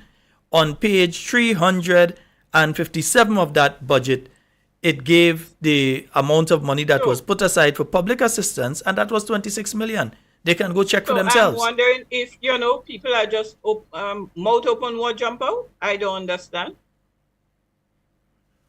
Because it's in my notes here. In 2021, we spent 17 million. 2020 was 18, and I could explain why that figure dropped a bit. Remember, in 2020, we introduced the community payments, where we paid persons in the communities, and we had to pay buses to take the payment officers and the seed officers around in the communities. However, in 2021, we returned to the revenue offices. So you realize we had a difference here. Mm-hmm. You know, Yeah. so that would reflect. That's reflected in the spending. Okay. So but the minister is saying confidently that 18 was budgeted, and so that 18 was budgeted again for 2023. But in 2022, look at it again. Let's look at it logically. In 2022, we had the vertical expansion of the program where the 150 was added. So the 150 was added. How can it be? You had an addition of $150 for the households, you know, and a few thousand households. But have you realized that on several occasions, though, the Prime Minister has tried to twist between the horizontal and the vertical expansion? Oh yes. You know, when I realized that, Sheldon, I was not in Grenada for the last budget. Huh? I was not here. So, in listening to one of the presentations, when the Prime Minister was making reference to the vertical expansion being a temporary program, he quoted what Minister Bowen was finance minister at the time. He misquoted the man, you know. Of course because he did. he referred to what Bowen said for the horizontal expansion and not the vertical expansion. So I am thinking that these people they are not clear on what was the horizontal expansion and what was the vertical expansion. So for your listening audience, the vertical expansion was the top up that every household on seed got. The 150 was the vertical. All seed households got that additional amount. So it was an increase in the grant for every household. That was the vertical. The 150 was the vertical expansion. We put more on the amount. The horizontal was where you expand the program temporarily to allow more persons to get assistance in a crisis period. And we were in a pandemic. Now, again, the minister made the statement that, and she did not even understand, and it was in a cabinet mention. It was outlined, because I prepared the cabinet mention, outlining the two expansions, the number of persons they impacted, the vertical as well as the horizontal. So when I heard the Prime Minister say a little over 1,000 families, quoting Honorable Gregory Bowen at the time, in the budget presentation, I say, my God, it was about 6,000 something or 5,000, close to 6,000 families, household families on the program, on seed. The 1,100 was for the horizontal, that's the additional persons that went on temporarily. But he quoted that amount for the vertical expansion. Well, give me one moment. Let me see if I can find that particular one. Personnel are trying to suggest that somehow the government has chosen to end the program, which was a permanent program, by the reduction of the 150. I'm going to read for our citizens and for you members of the media an excerpt that was taken from the speech of the Honorable then Minister of Finance, the Honorable Gregory Bowen, as it pertains to the temporary nature of the additional $150 that was added as part of the economic stimulus package on a temporary basis to beneficiaries of seed. And I'm reading his budget statement. Additionally, Mr. Speaker, $10 million is allocated on the government's COVID-19 economic stimulus package for the provision of cash transfer benefits in 2002. These will be provided through temporary horizontal expansion of the seed program to provide support to over 1,000 households. Now, I want the citizens to understand this. This statement, which was contained in the then budget statement of the Honorable Minister for Finance, Gregory Bowen, that statement was made when he delivered his budget presentation, and it was made post or after the preparations for that budget. There was, in fact, no budgetary allocation in the budget for this. No, that is what he said, and I can play for you what Gregory Bowen said. And if you have one moment, let me just what sorry. But Sheldon, Yes, ma'am. Let us just address what the Prime Minister said there. And the Prime Minister want the media to understand, but the Prime Minister don't understand. Because the Prime Minister is quoting the horizontal expansion with over 1,000. And I recall, because I prepared the cabinet mention, it was 1,110 households at that time. These were the persons being added on temporarily. That had nothing to do with the vertical expansion. So that in effect dealt with the expansion of the program to take more people in who would have been affected due to the pandemic. That was the horizontal. So you're getting broader. Right. You're taking more people. Right. More persons. Right. So in a crisis, and that's universal, That's universal. Whenever a country has a crisis or has to deal with a crisis, the social protection platform is the one used, because we know that our vulnerable families are the ones that would be most affected. And therefore, based on the economic standing of the country, the fiscal space, they can decide whether they will do both or whether they can do one.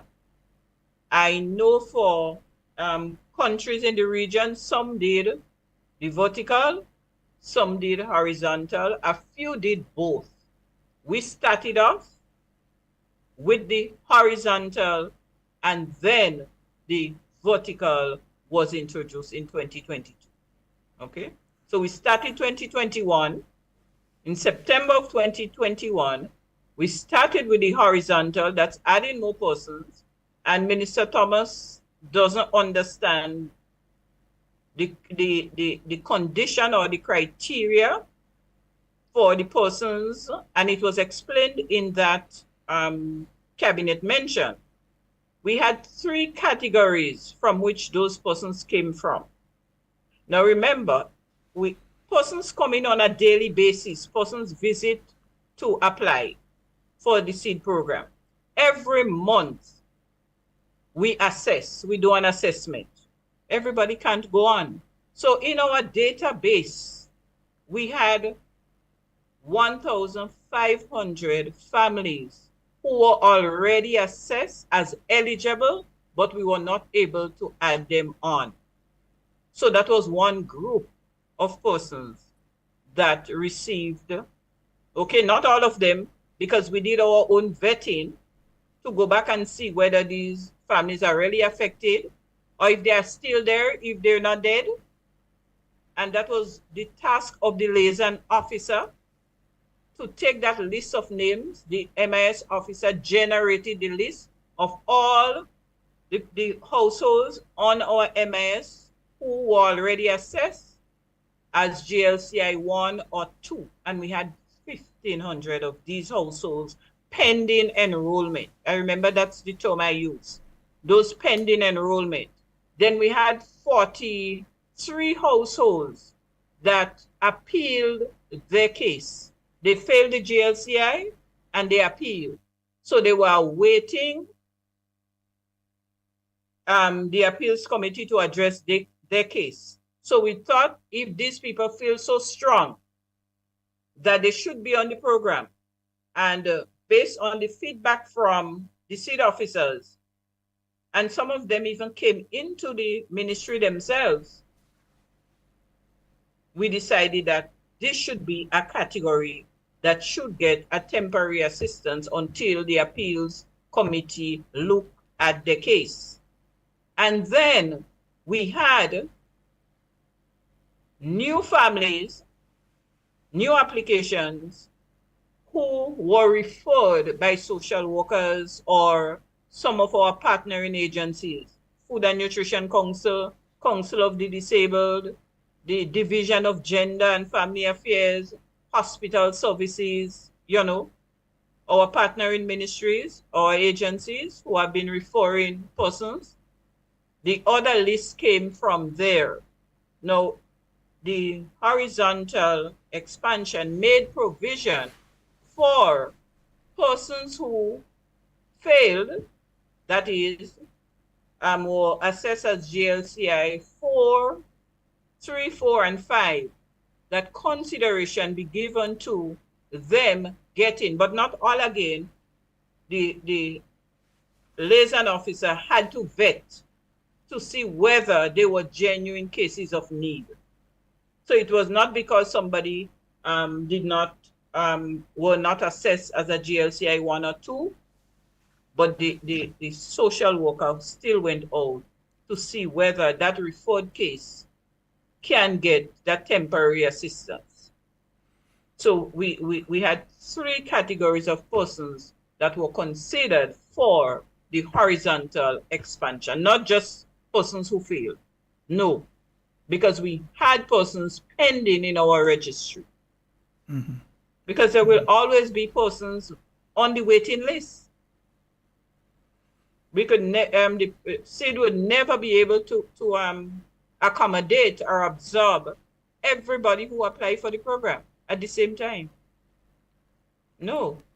And it's very interesting because you see, you're hearing the conflicting statements here.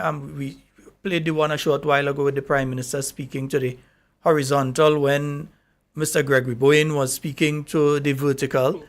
I think even when Gloria Thomas, Senator Thomas, was speaking about leaving the 150, she was speaking about the vertical growth even at that point in time. So somewhere between then and when the Prime Minister made that statement, vertical, I don't know if the vertical fall down, and that's why it become horizontal.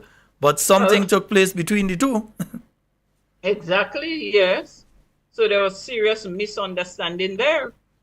And we know what happens when we are not clear. Then I'm wondering in Senator Thomas' wrap-up comments, she was alluding to the fact that in rolling out, in moving forward, they would be able to improve the services and whatnot. But if you do not understand what service you are providing, how can you improve it? So as I said before, and I'm saying it again, and I'm very, very concerned, it's troubling that let's put C now as a vehicle. The driver and the 2 conductors do not understand the destination.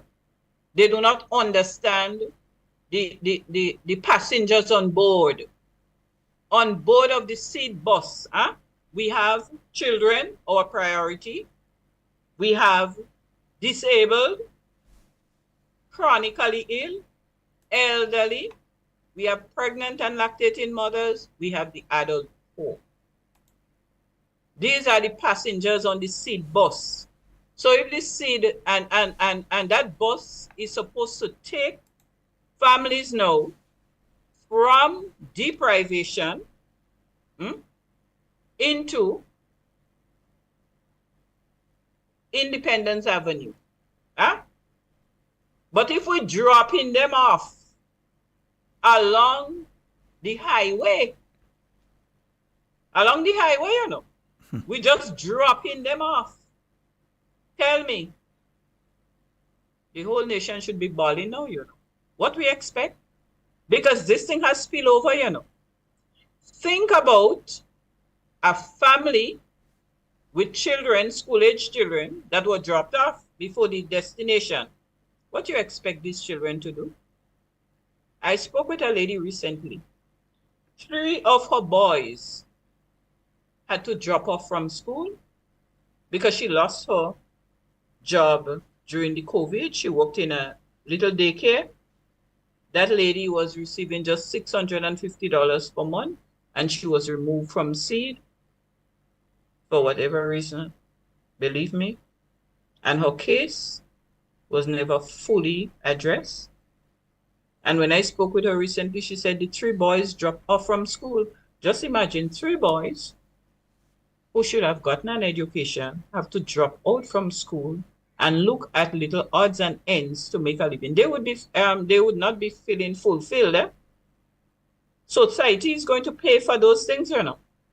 We're taking it light, but we should never take those things light. That's why I'm saying all of us have to be screaming for these persons that they are dropping on the wayside. It is going to come back to haunt us because they have not reached their destination. When you remove families who have children for school, school-age children, you take them from one destination, and you drop them by the wayside. That's what this realignment, that's what this recertification is doing. Dropping some of our families by the wayside on the highway. I think we all should be more concerned about what is happening. And I'm challenging some of our reporters to please look into what is happening. Otherwise, they may have to cover some horror stories. I don't know if that might be more exciting for them. Have you seen situations where people who have been involved in the seed program, within people that you know that have been involved in the seed program, get themselves in some sort of trouble that under normal circumstances they would not have gotten themselves in trouble with in the last few months, last year or so? Have you seen instances of that happening? I can't say I've seen, but I've heard stories, you know, but because obviously I know you wouldn't know every single person under the program. So you may have heard from some of the other people who were involved in the program before.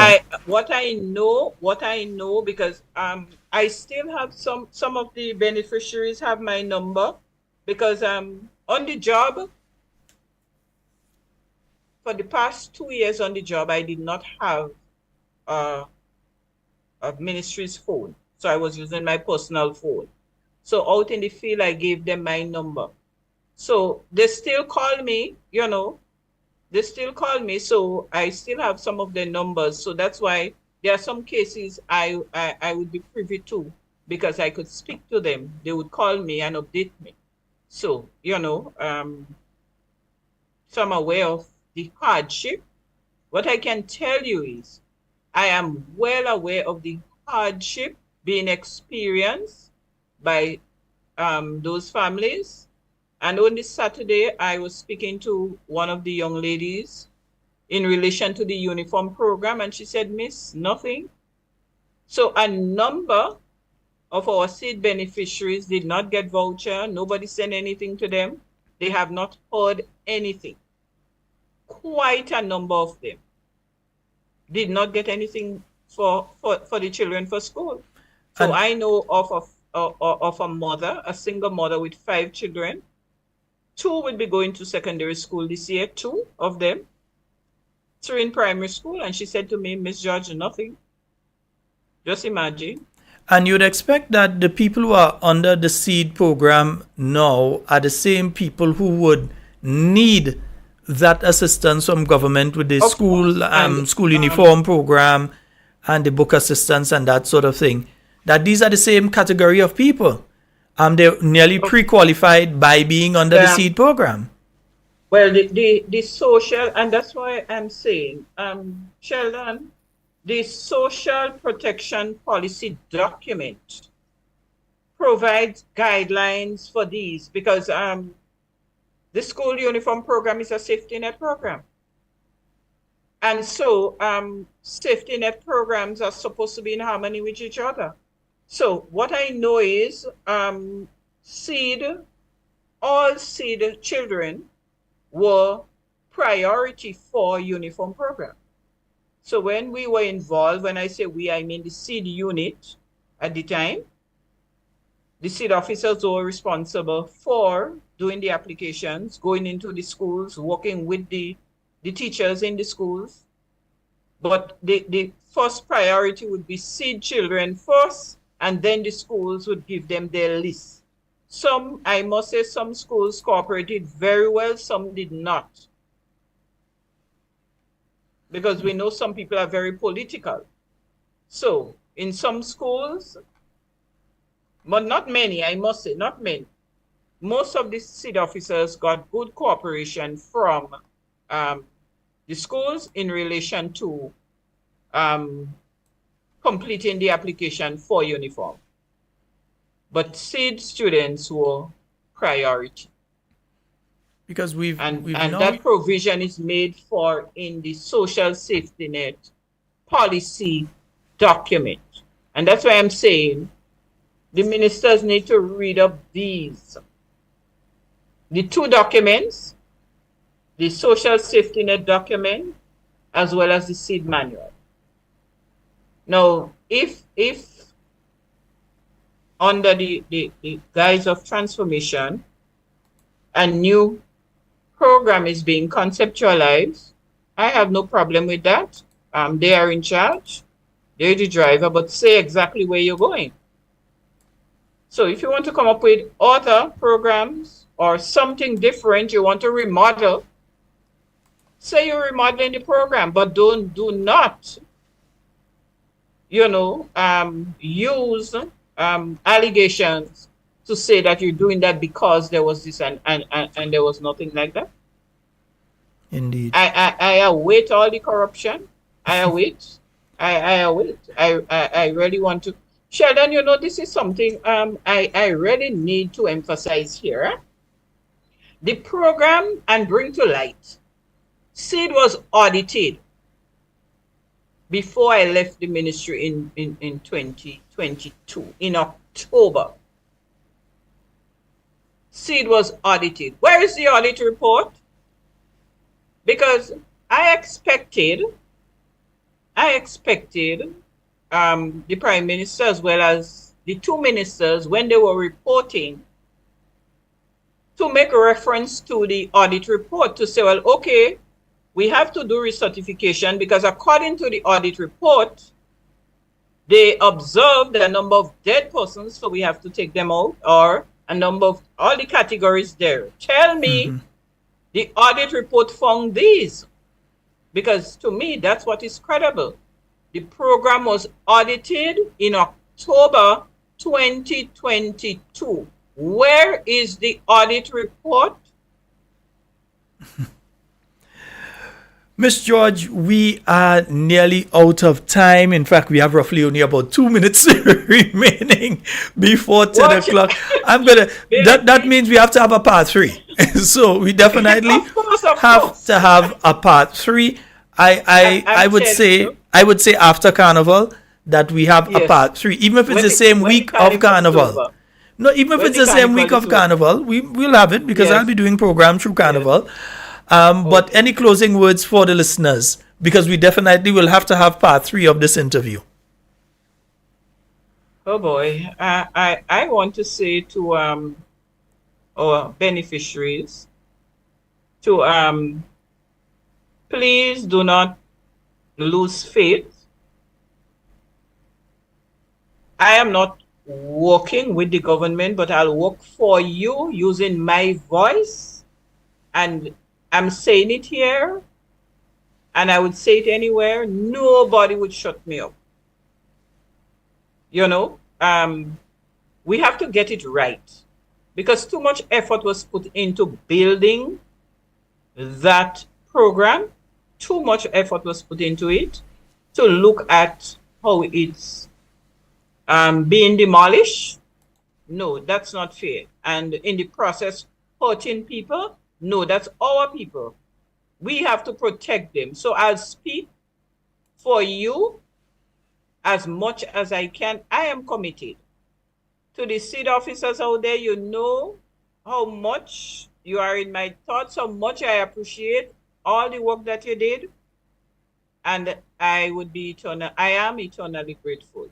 To the listening audience, thanks for your interest in seed and in what I have to say. For me, the truth will always come out, and the truth cannot be hidden. So I'll speak the truth, speak it freely, with the hope that it would make a difference. Because just as how some of the beneficiaries who were removed their monies were returned, I'm hoping that everybody would be back on the program because they deserve to be there.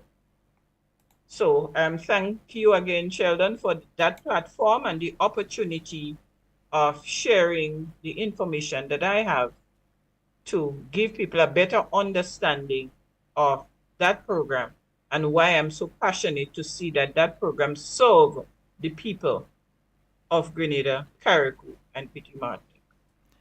All right, and we'd like to thank you so very much for being on with us, Miss George, and we will be definitely having part 3 to tonight's program very soon. So we'd like to thank you so very much, and you do have a wonderful night. Thanks again from the Talking Points family, and all of the listeners. I've been seeing the messages, very positive messages coming through, and lots of people understanding finally what the seed program really entailed and being able now to decipher all of the lies that have been told over the past few months in relation to the program. And we thank you so very much for that.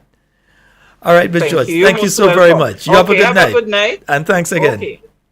Okay. Yes, folks, we were speaking there with Miss Lenora George, and she has been the program manager for the seed program. Yeah. And she was able to give an entire insight on what was taking place with the seed program, letting you know everything that was going on there, and also being able to let you know that a lot of what you've been hearing out there from the Prime Minister, from Minister Telesford, from Senator Thomas, have been a lot of lies. Yeah? Folks, we'll be back tomorrow night with more talking points for you. Whatever you say, whatever you do it safe and secure. We want to be speaking to and with you, and definitely not about you. We will be having another guest on with us tomorrow night. Yes, we'll be talking crime. Yeah, we have something to talk about tomorrow night, man. And we will be having another guest on with us. So we look forward to that one. Remember to tell your friends, tell your neighbors, tell your enemies and all. Talking Points will be on tomorrow night from 8 p.m. God's willing. Remember to like and share tonight's program. Like and share tonight's program. I'm Sheldon Scott. I am out of here, and I'll leave you all with this one.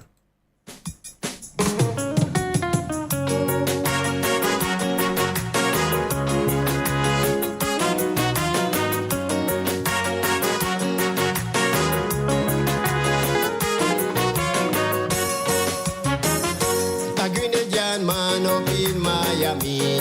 Pick up the phone and telephone me, oh God.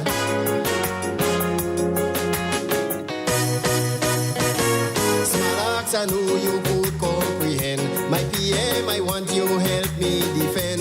Imagine the man just got in power. He says he's Grenada biggest liar. Said the man is an attorney of law.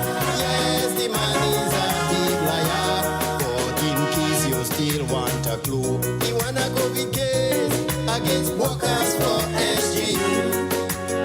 The man is a liar. Said by the stroke of the pen, every contract shall end and everyone shall meet prominent. The man is a liar. He increased his salary, decreasing money, which he said should be $650. That man is a liar.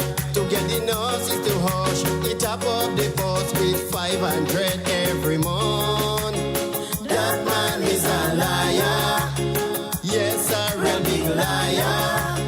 That man is a professional liar.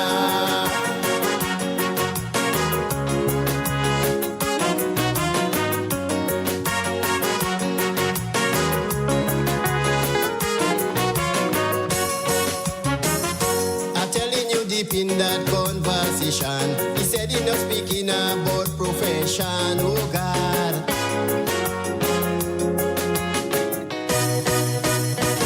He said he loved the PM, he's a real nice guy. But people said he better than born to lie. I say, well, mister, you